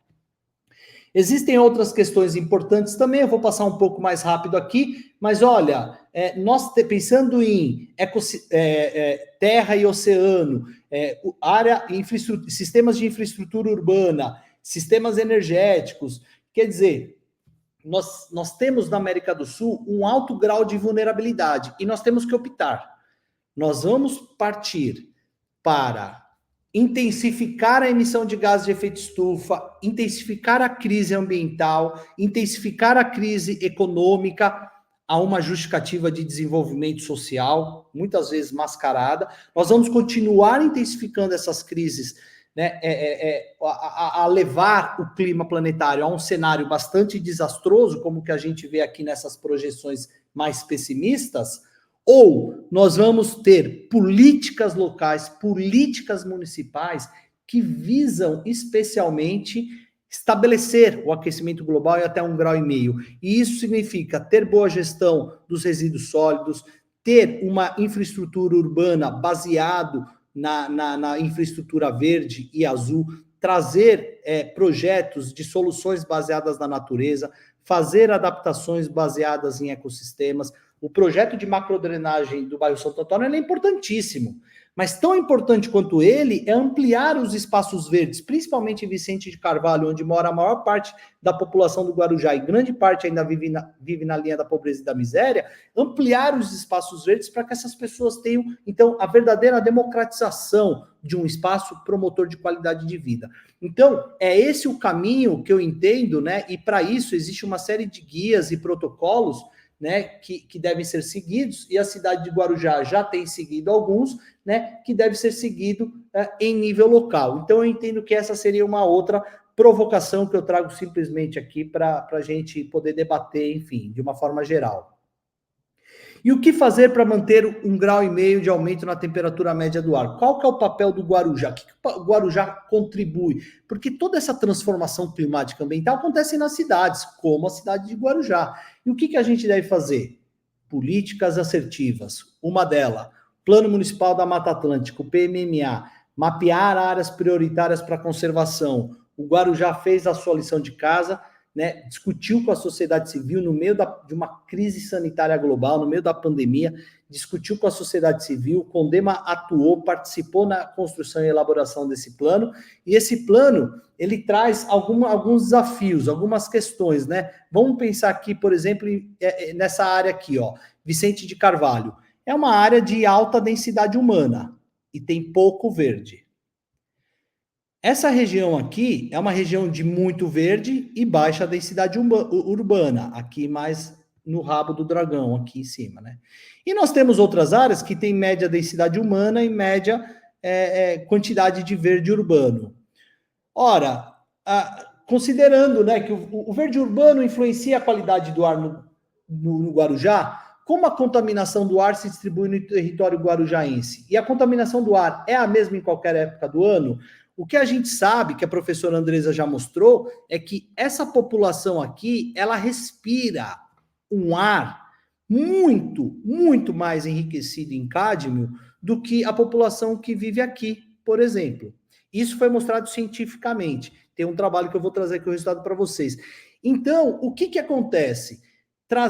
Fazer política pública direcionado para a população mais vulnerável traz resultados que são ótimos indicadores, que geram políticas de arborização. Com isso, projetos, né? O Ministério Público decretou que fossem plantados, se eu não me engano, 5.000 árvores em Vicente de Carvalho, porque a árvore ela é uma cortina de poluição, ela é um atenuante de poluição. Então, pensar em promover projetos, principalmente para quem vive em maior vulnerabilidade socioeconômica, é trazer benefícios, né, principalmente, nesse caso, para a maior parte da população que vive em Vicente de Carvalho. Então, o que eu queria trazer para vocês é que esse projeto que nós fizemos, a professora Andresa já falou dele, né, que é a aplicação de solução baseada na natureza, do inglês Nature Based Solution. A professora Andresa já falou nele, eu não preciso repetir, mas basicamente o que a gente fez foi usar essa bromelinha para gerar indicadores de poluição, e o que nós vimos é que alguns lugares demandam, né, então, o maior número de árvores, como Vicente de Carvalho. Então, esse maior número de árvores, ele traz aí uma questão totalmente diferente. E ele contribui para a mudança desse quadro. E esse lugar, que é um lugar de alta densidade humana e baixa quantidade de áreas verdes, ele pode ser um lugar de alta densidade humana e um lugar de alta quantidade de verde urbano também. Não há por que não ser, desde que se tenham políticas direcionadas de plantar a árvore certa, no lugar certo, para as condições precisas de um local. E aqui ainda continuando, né, um trabalho que nós fizemos foi como é que essas pessoas, como é que se distribui o quadro da saúde pública dessas pessoas? Então nós avaliamos pessoas em diferentes lugares do Guarujá e vimos como é que elas manifestavam, uma vez que morar perto de áreas verdes, trazem benefícios para a saúde física e mental. Então nós avaliamos, né, esse meu aluno de mestrado fez essa dissertação de mestrado e nós vimos que existe uma relação, né, de pobreza e falta de verde urbano, coisas que foram atenuadas por esse projeto que felizmente, né, ainda está em andamento, mas que ainda há muito a se fazer em Vicente de Carvalho, principalmente em termos de esverdeamento urbano. Esse projeto, então, ele conta com agências e universidades internacionais, uma parte dele foi feito, então, pelo trabalho da professora Andresa, né? Mas o mais importante que eu trago do Plano Municipal da Mata Atlântica não é nem só esses resultados, né? É o seu plano de ação. O que o plano de ação tem de interessante do PMMA? Olha, ele traz criação de corredores ecológicos via, unidades de conservação. O que são esses corredores ecológicos, essas unidades de conservação? São lugares que promovem a manutenção da biodiversidade como um todo, né? Então, nós temos aqui, por exemplo, a APA Serra de Santo Amaro, a APA Serra do Guararu, que são lugares que armazenam um grande germoplasma, né? São lugares que hospedam uma grande biodiversidade, e eles formam um corredor. A Cabeça do Dragão é um fruto do Plano Municipal da Mata Atlântica, de uma política pública municipal construída com participação coletiva, votada pelo CONDEMA e que tem papel fundamental hoje na questão da manutenção da biodiversidade. Então, pensar em ampliar as unidades de conservação é um elemento fundamental para a cidade de Guarujá. Pensar no plano de arborização, isso está no plano de ação do PMMA. Pensar num plano de ação, a cidade está pensando agora, está para sair esse ano, se eu não me engano, vai sair o plano de arborização urbana da cidade de Guarujá. É fundamental que esse plano saia, mas não saia simplesmente do papel, saia como saiu o PMMA, uma política pública que faz a diferença na gestão ambiental do município, o manejo de resíduos sólidos nas áreas das APAs. Isso é outra questão que o PMMA trouxe no seu plano de ação. Os resíduos sólidos na Prainha Branca, os resíduos sólidos em toda aquela zona de amortecimento, né, do lado da APA Serra do Guararu e da APA Serra de Santo Amaro. Quer dizer, pensar na gestão dos resíduos sólidos é algo que está dentro dessa política pública guarda-chuva e que deve continuar sendo olhada com muita atenção pelas próximas gestões, principalmente na perspectiva regional, né? Dentre muitas outras ações. Mas o que eu gostaria de chamar a atenção aqui de vocês é sobre o plano de arborização urbana. Por quê? Né? Como deve ser esse plano? Acho que a próxima gestão tem que se preocupar. Pô, nós vamos fazer um plano de arborização para a cidade ficar mais verde. Mas ficar mais verde para quê? Só para ficar mais bonita? Ou para trazer saúde pública? Para trazer economia na infraestrutura urbana, como, por exemplo, na maior conservação do asfalto? Para trazer democratização de promoção de saúde para todas as pessoas? Para ampliar a cortina de fumaça, que principalmente na estação chuvosa, que é o verão, né, aumente-se os níveis de emissão de cobre na atmosfera por conta de que a população do Guarujá mais do que quadruplica por conta dos turistas paulistas, predominantemente paulistas, que frequentam as belíssimas praias do Guarujá. Quer dizer, pensar num plano que engloba todas essas questões, assim como foi pensado o PMMA. Um plano de arborização não pode só ser pensado, vamos ter um viveiro, vamos cuidar da fitossanidade das árvores, com todo respeito a esses itens que são fundamentais, mas tem que pensar aonde que a população está idosa e está tropeçando e levando e quebrando as pernas, machucando o punho por tropeçar em calçadas com árvores mal planejadas, porque são árvores que têm raízes aéreas e quebram a calçada. Então tem que se conhecer o mapa da saúde pública do Guarujá para propor qual árvore vai para esses lugares. Quais são os lugares que têm maior ilhas de calor no município e, consequentemente, maior problemas renais, doenças crônicas não transmissíveis, hipertensão, diabetes? Onde que essas pessoas estão? Essas pessoas precisam de verde para praticar atividade física, para fazer exercício físico, e é fundamental pensar num plano de arborização que contemple isso, e não simplesmente ter, claro, com todo respeito, que são temas extremamente relevantes, mas é importante pensar no que está na necessidade do município, e é assim que eu desejo que esse plano de arborização saia e mais, que ele seja implementado na próxima gestão, porque se o plano de arborização sair esse ano, ele vai entrar, né, ele vai pegar um carro andando, que na hora que ele pegar no tranco vai ser 2025, 2026, 2027. A gestão tem que estar planejando essas árvores para estarem nas calçadas. E olha só, uma aluna minha fez um trabalho aqui em São Paulo, nós avaliamos aí a largura da calçada, avaliamos as espécies que estavam sendo plantadas. Veja, são basicamente espécies, muitas vezes, inadequadas para aquela rua, para aquela situação. Você não pode plantar uma palmeira, um coqueiro, embaixo da rede de distribuição de energia elétrica, porque a palmeira tem crescimento monopodial, ela não ramifica. Então, há de se pensar na espécie certa para o local certo. E esse trabalho trouxe uma série de sugestões para a arborização viária, que eu não preciso comentar aqui agora, né?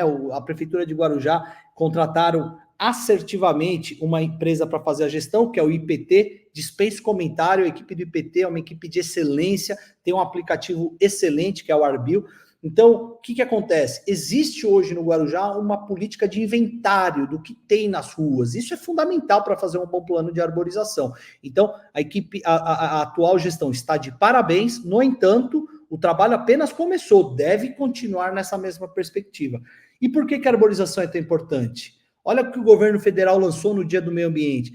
Lula disse palavras belíssimas, sábias palavras na apresentação. O Sidney Aranha foi muito feliz ao colocar esse videozinho dele, colocando, quer dizer, trazendo que a educação é fundamental. Eu vou mostrar isso na literatura científica aqui para vocês. No último Dia do Meio Ambiente, o Ministério do Meio Ambiente lançou o programa Cidades Verdes Resilientes. Esse programa conta com o árduo trabalho da Secretaria Nacional de Ambiente Urbano e Qualidade Ambiental. Eu não economizo palavras aqui para o senhor Adalberto Maluf, Maurício Guerra, Salomar Mafaldo, que são pessoas, Ana Luísa, Jennifer, que são pessoas que estão à frente do Ministério do Meio Ambiente, no Executivo Federal, trabalhando para esses planos acontecerem. São pessoas que eu falo do mais alto gabarito para que fazer com que a gente tenha nacionalmente uma diretriz, que é o Plano Nacional de Arborização, que foi anunciado, essa parceria entre o Ministério do Meio Ambiente e ICLEI, semana passada no Congresso Mundial do ICLEI. Quer dizer, nós vamos ter uma política nacional de arborização, nós vamos ter um grande roteiro guarda-chuva para nós seguirmos, nós temos políticas estaduais, como o Programa Município Verde Azul, a nota do Guarujá é 82,5, tem a 19ª posição, lembrando que o estado de São Paulo tem 645 municípios, ou seja, acompanhar diretrizes federal e estaduais é um dever da gestão pública municipal, fazer esse diálogo entre diferentes níveis de poder dentro de um país, dialogar essas políticas que fazem parte de acordos internacionais, entrar em sintonia, fazer uma política harmônica para que você possa obter financiamento, para que você possa trazer e gerar a academia gerar indicadores, para que você possa, então, fazer aquilo que a sociedade merece, né? Que é para ela que a gestão pública deve trabalhar. E o que eu trago dentro desse grande guarda-chuva, seja nacional, que está para ser construído, né, dentro desse estadual, que já existe, são assuntos que estão na fronteira do conhecimento, como, por exemplo, a regra 330-300. Eu não vou me estender aqui, a professora Andresa foi muito feliz quando ela fala que dar o microfone para a professora é uma tristeza, então eu vou ser bem breve aqui, mas a regra 330-300, para mim, a cidade de Guarujá tem que fazer o seu plano de arborização urbana na perspectiva do que está na fronteira do conhecimento científico, que é isso. E o que diz essa regra? Cada pessoa tem que ver, cada pessoa em Vicente de Carvalho, cada pessoa no Perequê, cada pessoa das cidades de Guarujá, cada casa tem que ver da frente da sua janela 3 árvores sadias. Cada pessoa tem que ter no seu bairro 30% de cobertura verde. Pelo menos 30% do seu bairro tem que ser coberto por verde. E cada pessoa tem que morar a pelo menos 300 metros de um parque ou praça com 1 hectare ou mais. Ou seja, as pessoas têm que ter o verde na sua vida, elas têm que ter o verde urbano. Essa é uma regra que está na fronteira do conhecimento e, para mim, Guarujá, se não fizer o seu plano de arborização baseado na regra 330-300, ele vai estar falhando. Para mim, veja, não faço parte do CONDEMA, não faço parte da gestão pública municipal, mas eu entendo que as 3 árvores da frente da sua casa, os 30% de cobertura verde, os 300 metros para ir caminhar, né, caminhando até uma praça, um parque, para restaurar mentalmente. A literatura científica traz que ouvir barulhos de pássaro restaura a nossa questão emocional. Se a cidade de Guarujá não trabalha nessa perspectiva, para mim ela está um passo atrás ainda, porque isso é o que está na fronteira do conhecimento se discutindo na Europa, na Ásia e Estados Unidos. Por que não aqui no Brasil? A única cidade que tem o seu plano diretor de arborização discutido nessa perspectiva é Campo Grande, que para mim tem sido um exemplo de cidade em termos de políticas ambientais. Mas vamos dar continuidade aqui, eu só queria trazer o 330-300, trazer o verde urbano para o centro da gestão pública, para o centro do debate e da ação pública, não é uma questão de ecólogo, de apaixonados, de ambientalistas apaixonados por árvores, não. É uma questão social. Nós temos a revista The Lancet, a revista mais importante da área médica do planeta, mostrando que é importantíssimo trazer a pauta das mudanças climáticas para se promover saúde pública. O Brasil gastou em 2018, somente com doenças crônicas não transmissíveis no SUS, 3,5 bilhões de dólares, 15 bilhões de reais gasto para tratar doenças que poderiam ser evitadas, grande parte delas, claro, não todas, mas um fator que poderia minimizar isso é ter um meio ambiente qualificado perto da sua casa. Então é importante que a gestão pública do Guarujá traga isso. E olha, Sidney, que interessante, o presidente Lula, ele está muito à frente do nosso tempo. Ele traz um debate, né, sobre a questão climática na pauta da agenda escolar, e olha o que a revista Nature, uma das revistas científicas mais importantes do planeta, traz, né, a promoção da educação em mudanças climáticas. Quer dizer, o presidente Lula, ele não está falando à toa, ele sabe muito bem o que ele está falando um discurso baseado em ciência. É isso que o país precisa, ter a educação climática lá nas suas bases. E por isso que o presidente Lula não é à toa que ele está onde ele está, que ele chegou onde ele chegou. Bom, trazendo então algumas questões que eu entendo que é importantíssima para esse plano de arborização também para a cidade de Guarujá primeiro, traz a sociedade para conversar, né? Tem que ouvir as demandas da sociedade. A construção é coletiva. As políticas públicas devem cruzar os dados de saúde pública, de demografia, de renda, com a variável que você quer estudar, no caso, o verde urbano. Você quer ver políticas, por exemplo, sanitárias? Você tem que ver onde que as pessoas estão sofrendo os problemas de grande proliferação de vetores, doenças infecciosas. Quer dizer, aonde que está o problema na cidade? E é lá que nós temos que entender, nós temos que cruzar esses dados. E para isso, a academia está sempre de braços abertos, né, para a gestão pública, muitas vezes, né, não posso falar todos, nem sempre, mas como a Uninove sempre esteve aí de braços abertos para a Semana do Guarujá. E claro, criar unidade de conservação, que é o que o Condema tem feito aí, discutido e debatido com bastante domínio, bastante confiança. Eu queria só trazer para finalizar aqui minha fala, Sidney, se me permite, 2 minutinhos mais. Nós fizemos um estudo e nós publicamos, né, recentemente, nós analisamos Vicente de Carvalho, né, a poluição do ar em Vicente de Carvalho, aqui nessa região central do Guarujá e aqui nesses condomínios de alto padrão. Nada contra os condomínios de alto padrão, mas o que nós encontramos foi que a poluição do ar aqui é muito, mas muito, muito mais baixa do que é aqui em Vicente de Carvalho. Ou seja, há uma questão de injustiça ambiental. E o que eu trago é que as próximas gestões públicas fiquem de olho aberto em Vicente de Carvalho e no Perequê.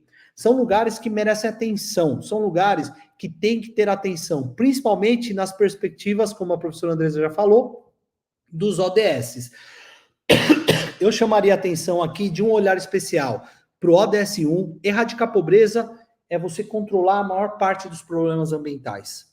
Buscar fome zero, trabalhar água limpa e saneamento, combate às mudanças climáticas, vida na água, vida terrestre, combate às cidades sustentáveis, para que a gente tenha, por exemplo, não tenha, né, situação de poluição extrema, o que acomete não somente a biodiversidade, mas também a balneabilidade da água, o turismo e, consequentemente, a qualidade de vida das pessoas.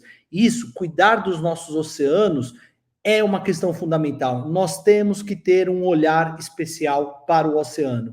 Mas eu gostaria de finalizar, Sidney, dizendo que a principal mensagem da minha apresentação é muita atenção para os ODS 1 e 2. Erradicar pobreza. Essa é uma agenda, não é uma agenda social, não é uma agenda econômica, é uma agenda que transcende por todas as pastas. É uma prioridade, na minha opinião, da pasta de meio ambiente, erradicação de pobreza e fome zero. Nós temos que resolver os problemas sociais para eles serem a base da estruturação ambiental de um município. Então, eu queria agradecer e dizer que eu estou aberto aí para a gente conversar, poder papear, como você achar melhor, tá bom? Obrigado, professor Maurício. Obrigado. Nós vamos agora passar para as perguntas. E eu queria dizer 2 coisas rapidamente.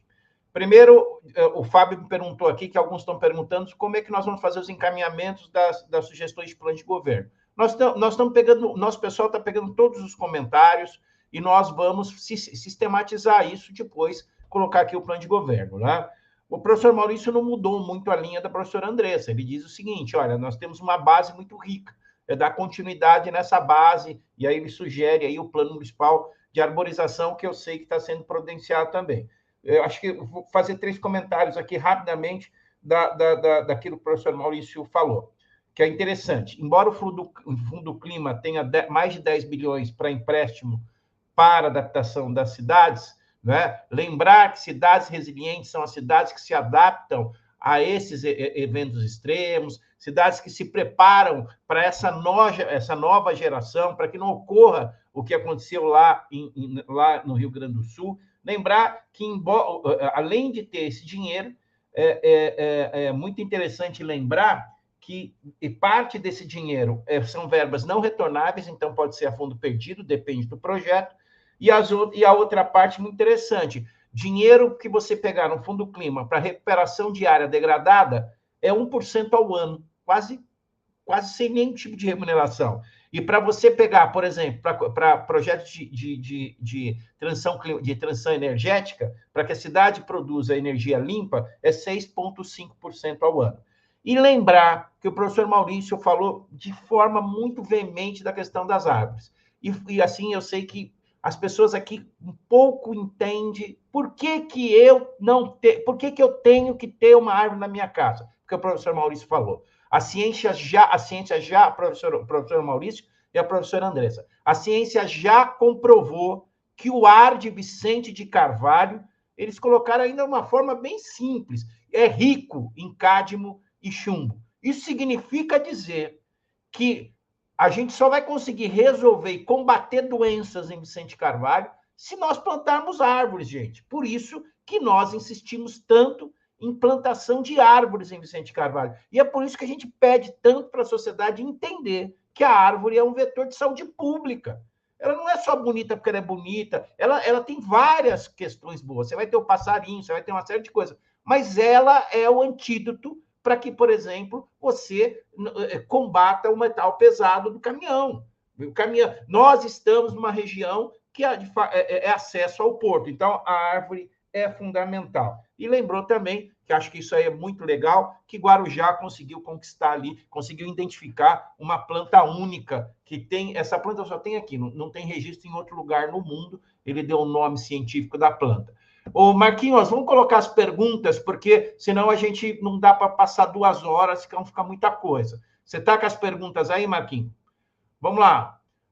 Professor Matheus Marques, essa retirada das dunas e do Jundu no posto 10 da Praia da Enseada, qual é o motivo da retirada do Jundu das dunas? O Matheus, eu vejo algumas manifestações suas, aliás, senti sua falta na conferência da cidade. Você é um cara tão atuante, por que você não estava lá na conferência da cidade? Eu vou te dar uma dica, Matheus. O pessoal aqui falou muito da importância do CONDEMA, né? A professora Andressa, o professor Maurício. O título, Matheus, da minha dissertação, que a professora Andressa foi minha orientadora, é o CONDEMA como instrumento de solução de conflito socioambiental. Então, Matheus, quarta-feira, não é isso, Edna? Quarta-feira, reunião do CONDEMA, pauta essa questão do Jundu, tá? Das dunas. Porque eu tenho a resposta para você, porque eu já sei. Eu conversei com a professora, conversei com o Ministério Público, mas é importante, é didático. Vai lá e participa do CONDEMA, né? Porque aí você vai ver que não é rede social, ficar fazendo filminho para lacrar. Isso, cara, isso não é coisa de ambientalista que segue uma linha correta. Participa da reunião do CONDEMA que você vai saber o que é essa questão das dunas. Passa aí, o Marquinhos, ó. Letícia, existem planos para aderir a acordos climáticos internacionais ou para fortalecer a participação em iniciativas globais de combate a mudanças climáticas? Professora, quem quer responder? Professor, vamos lá, rapidão, hein? Nós não podemos muito longo. Professora Andressa, vamos lá. Vamos lá. Posso falar, então? Sim, existem esses planos, o plano Guarujá já está desenvolvendo, até onde eu sei, que é o plano junto com a GIZ, está sendo desenvolvido com excelência, são pessoas do mais alto gabarito. Acho que esse plano, na minha opinião, ele tem que ser conectado ao Plano Municipal da Mata Atlântica, novo plano de arborização tem que estar em estreita sintonia com o plano de mudanças climáticas, aonde tem as ilhas de calor, aonde tem a vulnerabilidade, conservação dos ecossistemas de manguezais, para a resiliência do avanço do nível do mar em questões de tempestades, extremos climáticos. Quer dizer, então, existe, até onde eu sei, no Guarujá, e é importante que essa política climática dialogue muito proximamente com o plano de arborização urbana. Tem a política nacional também de mudanças climáticas, aí você tem, né, que ter essa conversa, aí, como você mesmo falou, Maurício. Bom, Matheus, a Edna me lembrou aqui que a questão do Jundu já foi abordada na última reunião da APA Serra do Santa Amaro, mas participa da reunião do CONDEMA, no assuntos gerais você pergunta isso, que as pessoas te respondem. O Meli, certamente, que é um dos homens mais sérios, né, professor Maurício e professor Andressa, que é um professor, um homem seríssimo, abordou isso lá na APA Serra do Santa Amaro, participa do CONDEMA e, no assuntos gerais, pergunta lá para o Meli, para a Edna, para o Cleiton, que eles vão te responder. Quais podem ser a estratégia para mitigar os efeitos das mudanças climáticas para a produção de alimentos? Começa agora, professor Maurício. Vamos lá. Olha, depende da escala. Na escala nacional, uma das estratégias mais importantes é você fazer uma transição para um uso do solo adequado.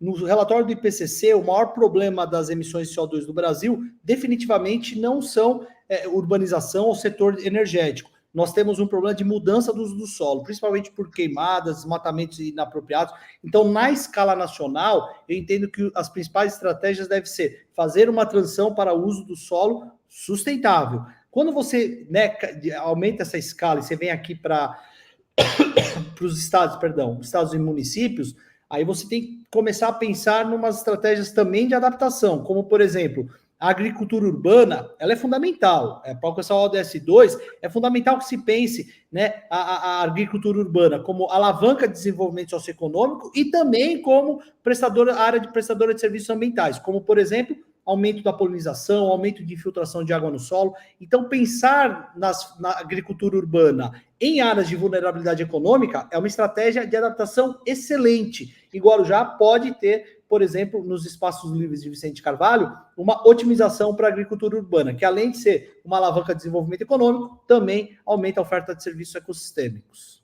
Interessante. Quero só falar. Pode falar. Posso falar só bem rapidinho? Então, nessa mesma linha de raciocínio, é falar de uma abordagem que chama Nexo Água, Energia e Alimento, que é uma abordagem que foi inicialmente prevista para o setor econômico, mas que tem sido utilizada nessas comunidades quilombola, indígenas, na área urbana, que é justamente entender esse ciclo em que você tem a reutilização da água, e essa água da chuva para gerar a produção de alimento, e essa produção de alimento, a biomassa, né, gerada, gerar energia. Então, são estratégias que, de alguma forma, se alinham aí aos efeitos da mudança climática, minimizam, né, e são pensadas, como o professor Maurício falou, né, na vocação da região a determinado alimento. Então, isso é importante, é uma abordagem que é muito interessante e é uma estratégia que pode ser utilizada. Muito interessante. Anotamos aqui, vamos constar isso no plano de governo, viu? Bastante interessante. Tem mais, Marquinhos? Bruna, Sidney, quais as medidas serão tomadas para adaptar as infraestruturas comunidades aos impactos das mudanças climáticas? Nós vamos fazer uma live, Bruna, só de infraestrutura verde, né? Mas eu acho que o professor Maurício e a professora Andressa já deram aqui uma pincelada da importância de corredores ecológicos, naquela questão do TREE, né, dos 3.300, nós vamos ter que, não tenho a menor dúvida, reabilitar espaços urbanos para criar jardins, para criar grandes praças, para criar parques bem arborizados.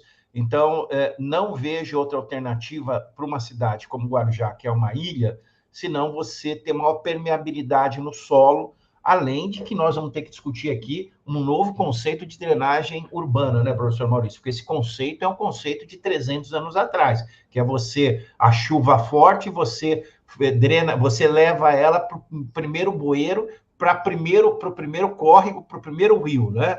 Hoje nós estamos discutindo muito a contenção em piscinões, né? O caso lá a questão lá do Santo Antônio foi isso, mas mesmo em empreendimento privado lá no Porto, eu vi muito licenciamento ambiental que exige grandes caixas de contenção. Você não pode mais soltar, a chuva forte, você segura a água e depois você vai soltando essa água aos poucos, porque os rios, né, os cursos d'água, não, em razão da enorme impermeabilização, eles não conseguem dar vazão, ou quando eles dão vazão, extravasam, né?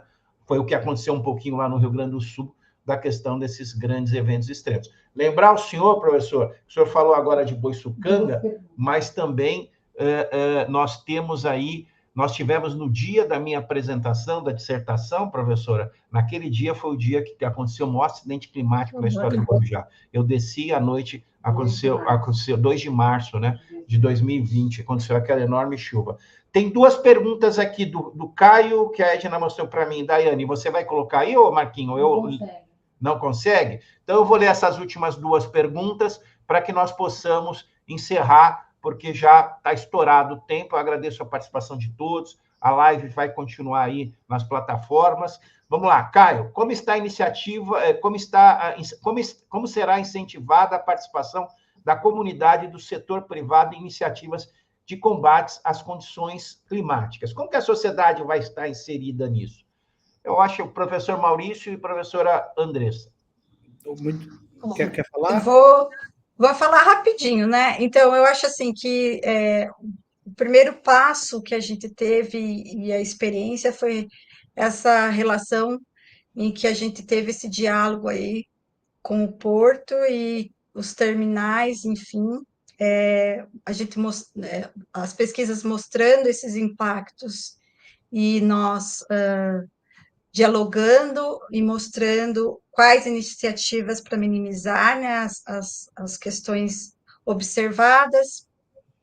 Ao mesmo tempo, a participação aí nessa questão mais específica de Vicente de Carvalho em relação ao sítio Conceiçãozinha, a tentar implementar essa Agenda 21 nessa comunidade e esse incentivo aí com os terminais portuários. Mas acho que o professor Maurício está mais atualizado aí de outras propostas. Perdão, eu acho que o setor privado ele é fundamental, né, para atuar. Por exemplo, na discussão do Plano Municipal da Mata Atlântica, o setor privado esteve presente nas audiências públicas para discutir, isso aí essa área vai ser uma área para conservação, essa área vai ser um McDonald's, né? Enfim, de uma forma geral. Quer dizer, ele teve que participar. Agora, vai ter a discussão, né, imagino que vai ter, Sidney, a discussão do Plano Municipal de Arborização Urbana. A sociedade vai ser convidada a falar, a debater. Ora, eu acho mais do que justo que o setor privado entre, não somente no papel de opinar e de também participar da construção do plano, mas principalmente de enxergar oportunidades de financiamento, de participação. São Paulo tem um programa de zeladoria das praças que é incrível.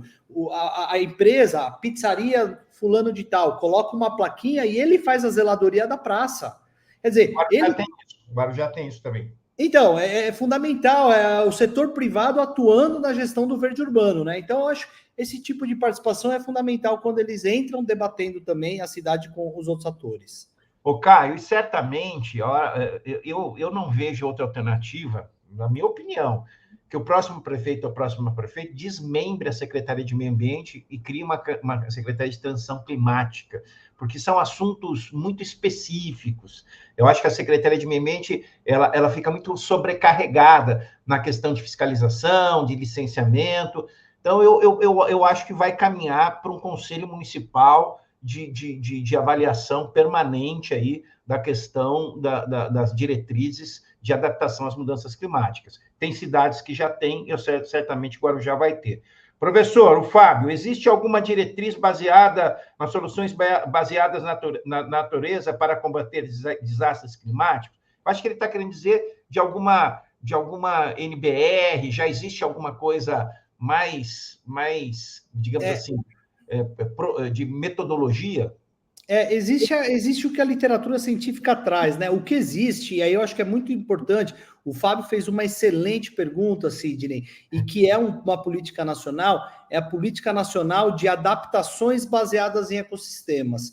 Isso tem que entrar na agenda municipal. Por exemplo, a Prefeitura de Guarujá está de parabéns, porque o projeto de macrodrenagem dela, de Santo Antônio, não é só uma infraestrutura cinza, não é só um projeto de macrodrenagem, ele contempla também as perspectivas do PMMA e uma oportunidade, hein? Por que não aliar esse projeto de infraestrutura cinza ao plano de arborização? Ao longo do caminho, cria esponjas de água, que são praças, parques, para que esses lugares contribuam para a menor alagamento do bairro Santo Antônio. Quer dizer, é um projeto da infraestrutura cinza que pode ser usar uma política nacional, que é a Política Nacional de Adaptação às Mudanças, Política Nacional de Adaptação baseadas em ecossistemas, para gerar, então, um benefício municipal. Bom, a senhora quer falar alguma coisa, professora? Vamos para a última pergunta. Não, na verdade é isso, que agora o conceito aí de cidades esponjas, ele é muito baseado nas soluções baseadas na natureza, né? E desse guarda-chuva que você tem aí a política da adaptação baseadas em ecossistemas. Então, apesar de você não ter algo direcionado como soluções baseadas na natureza, você já tem essa política. E, enfim, a infraestrutura que se pensa para as emergências climáticas, todas elas passam, de alguma forma, pelas soluções baseadas na natureza que priorizam a infraestrutura verde e azul. Bom, a última pergunta é da Daiane, e aí voltamos, que nem Nietzsche, né? O eterno retorno do mesmo. Voltamos ao início, que é algo que o presidente Lula falou. Daiane pergunta, será que é possível fazer a implementação de estudos de questões climáticas e meio ambiente no ensino básico, nas escolas de nossa cidade? Professora? Eu acho, na verdade, eu até uma iniciativa que surgiu recente em relação à minha experiência no Guarujá e a dificuldade com a questão das árvores, com uma aluna que é de Piracicaba, na especialização, em que a gente vai fazer um projeto de extensão, né, dentro daquele Escola da Ciência na Escola, e justamente fazer com que eles participem dessa parte experimental. Primeiro, eles vão ter toda essa teoria da importância das árvores para as questões climáticas, depois eles vão participar de coletas nas áreas onde você tem um empreendimento que polui, nas áreas onde você tem corredores de arborização, e a questão para eles avaliarem como que a árvore atua aí em relação a minimizar ilhas de calor, né, e a importância da drenagem. Então, são projetos de extensão que, lógico, né, precisam entrar, mas a gente vai trabalhando aos poucos com os professores. Eu acho que a ideia, talvez, que poderia ser para Guarujá é trabalhar essa perspectiva com os projetos de extensão envolvendo os professores. Professor Maurício. Muito bem, eu acho que além disso, Sidney e Andresa, também cruzar as políticas de secretarias, né? O problema não acaba e começa no meio ambiente ou na educação, é trazer o diálogo, fazer a ponte, construir o diálogo mais próximo entre Secretaria de Educação, Secretaria de Meio Ambiente, Secretaria de Saúde, Secretaria de Infraestrutura. O meio ambiente, ele é transdisciplinar, então é importante a Secretaria de Educação estar coladinho para lá, rosto a rosto, junto com a Secretaria de Meio Ambiente, para elaborar e implementar as políticas públicas, né? Bom, a minha contribuição nessa pergunta, Daiane, é o seguinte: o primeiro, professor Maurício matou a pau. Não é porque eu fui secretário há alguns anos, eu tenho que reconhecer para com vocês, que existe sim um distanciamento entre secretarias. Não falam a mesma língua, não. É muito difícil você ter um outro secretário que pense como você e dê a mesma importância, né? É difícil você dialogar com o pessoal de obras, é difícil você dialogar com alguns setores da educação, eles são muito resistentes a qualquer tipo de modificação. Então, concordo que tem que ter maior integração, por isso que eu acho, viu, professor Maurício, que uma grande sacada é a montar uma secretaria de ODS, porque é a secretaria que vai ser auditor dos seus índices e ela vai fazer a transversalidade. Eu penso muito nisso. Segundo, e para terminar, o grande problema da educação ambiental, Daiane, você que está me assistindo, ficou até agora aqui, não é a educação ambiental formal, o aluno que está na escola. Esse é fácil de você atingir. O grande problema é o informal e não formal, né? O não formal é aquele que é a dona Maria, que já tem 60 anos, que não está mais na escola, mas eu tenho que explicar para ela que a árvore é mais importante do que as folhinhas que caem no quintal dela. É importante você falar com aquele cara que está fazendo curso de soldador, mas ele tem que ter ali algum momento, algo que ele vai falar sobre o meio ambiente. Ele tem que entender a importância da drenagem de água pluvial, que ele tem que ter importância. Então, a importância desses quesitos das soluções baseadas na natureza. Então, embora a gente tenha a Política Nacional de Educação Ambiental, o país ainda caminha passos largos para educação ambiental formal e não formal. Bom, eu vou dar agora uns minutos e agradecer vocês do fundo de coração, que ficaram 2 horas, 2 professores muito importantes, queridos e amigos, que se doaram nesse momento aqui, que não são do Guarujá, tem pesquisas aqui, mas que estudam Guarujá. Eu, como cidadão do Guarujá, quero agradecer do fundo do coração o empenho e o carinho que vocês têm com o Guarujá, porque eu sou testemunha viva disso. Então, vou começar aqui pelo professor Maurício. Muito obrigado, professor Maurício. Suas considerações finais.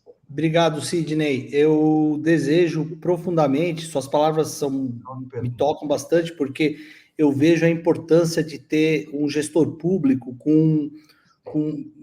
veja, o título de doutor é só um papel que muitas vezes se coloca na parede, mas com um olhar atencioso, com um olhar para os mais pobres. Então, eu desejo aí que a próxima gestão usufrua muito dessa pasta, né, dessa responsabilidade geral que é estar à frente do Executivo Municipal para fazer a diferença na vida das pessoas. Agradeço as oportunidades de fazer pesquisa científica na cidade, isso fez e faz a diferença na minha vida, e eu desejo que a cidade, então, prospere cada vez mais. Esses são os meus votos. Obrigado.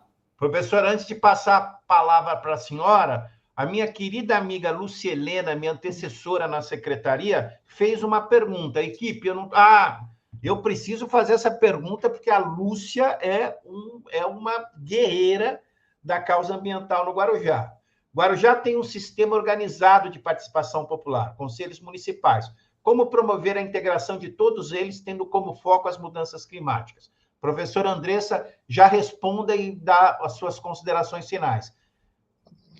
Na verdade, foi o que eu falei, não sei se seria isso, mas exatamente fazer com que você disse, essa educação ambiental para todos e envolvimento dessas comunidades, dessas pessoas nesses projetos. A partir do momento que as pessoas entendem essa importância e são vozes nesses projetos, eu acho que existe uma grande chance disso ser executado de forma exitosa. A prova disso foi o próprio Atlas. A participação inicial das pessoas foi um pouquinho tímida, e depois eles começaram a entender essa proposta. Não sei se é isso, mas essa é a minha ideia. Bom, Lúcia, você foi secretária como eu lendo lá o manifesto do Guarujá 2034, eles têm uma proposta de criar um conselho multidisciplinar de gestão, que seria um conselho, se você não tem isso, me manda um WhatsApp que eu mando para você, que seria um conselho, um supraconselho que reuniria todos os conselhos, né? Conselho multidisciplinar. Eu particularmente acho que isso não funciona. Eu acho que uma secretaria de ODS, que seria uma secretaria absolutamente transversal, dialogando com cada conselho, porque é muito complicado, professor Maurício, você criar um super conselho. O CONSEG está tentando ser isso, o Conselho de Desenvolvimento. Cada um tem a sua especificidade, e nós vamos ter que discutir, por exemplo, mudanças climáticas com o Conselho do Meio Ambiente, com o Conselho de Saneamento, com o Conselho de Saúde, com o Conselho... Não sei se funciona, Lúcia. Não funciona. Aí eu acho que esse Conselho Multidisciplinar do CONSEG, eu tenho minhas dúvidas. Mas a gente vai conversar, vamos tomar café, vamos, Lúcia, tentar achar um caminho. Eu, particularmente, sou muito mais tentado a essa questão de você criar um departamento específico, uma secretaria de ODS, e essa secretaria de ODS ser algo como um verificador independente de todos os planos. Porque não adianta, viu, professor Maurício, você ter metas no plano municipal de educação ambiental, metas no plano municipal de arborização, metas no plano municipal de adaptação às mudanças climáticas, meta no plano municipal de Mata Atlântica, e você tem o KPI, mas você não tem quem diga para você se você está atendendo ou não. Eu acho que a secretaria de ODS seria a secretaria mais transversal. Porque, lembrando, agora eu vou terminar mesmo, a gente só vai conseguir ter dinheiro internacional para fazer as adaptações às mudanças climáticas quem estiver cumprindo as ODS e quem estiver fazendo a sua lição de casa. Guarujá está, né? Eu quero aqui deixar uma provocação para minha amiga, sempre prefeita Raquel, né? Prefeita lá de Praia Grande, que não vai para a disputa, né? Parece que o Mourão será o candidato. Mas lembrar que todo mundo fala muito bem de Praia Grande, que modificou, dizer, Praia Grande é uma cidade que não tem árvores. Vocês já notaram isso? É uma cidade carente de arborização urbana. Então, a gente tem que apontar o lado bom, mas também apontar o lado ruim. Muito obrigado, professora Andressa Portela, muito obrigado, professor Maurício Lamano, muito obrigado a todos os amigos que ficaram aqui até essa hora. Pretendemos fazer ainda esta semana, ver se dá certo, uma live, Lúcia, sobre infraestrutura verde. A Fernandinha, que é a nossa arquiteta urbanista, está tentando trazer pessoal do peso pesado para a gente discutir essa coisa, esse conceito de cidade esponja com os arquitetos, com essa nova vertente que tem aí. Muito bem, gente, muito obrigado. Beijo do gordo. que eu parei agora com a academia. Um abraço, tchau, tchau.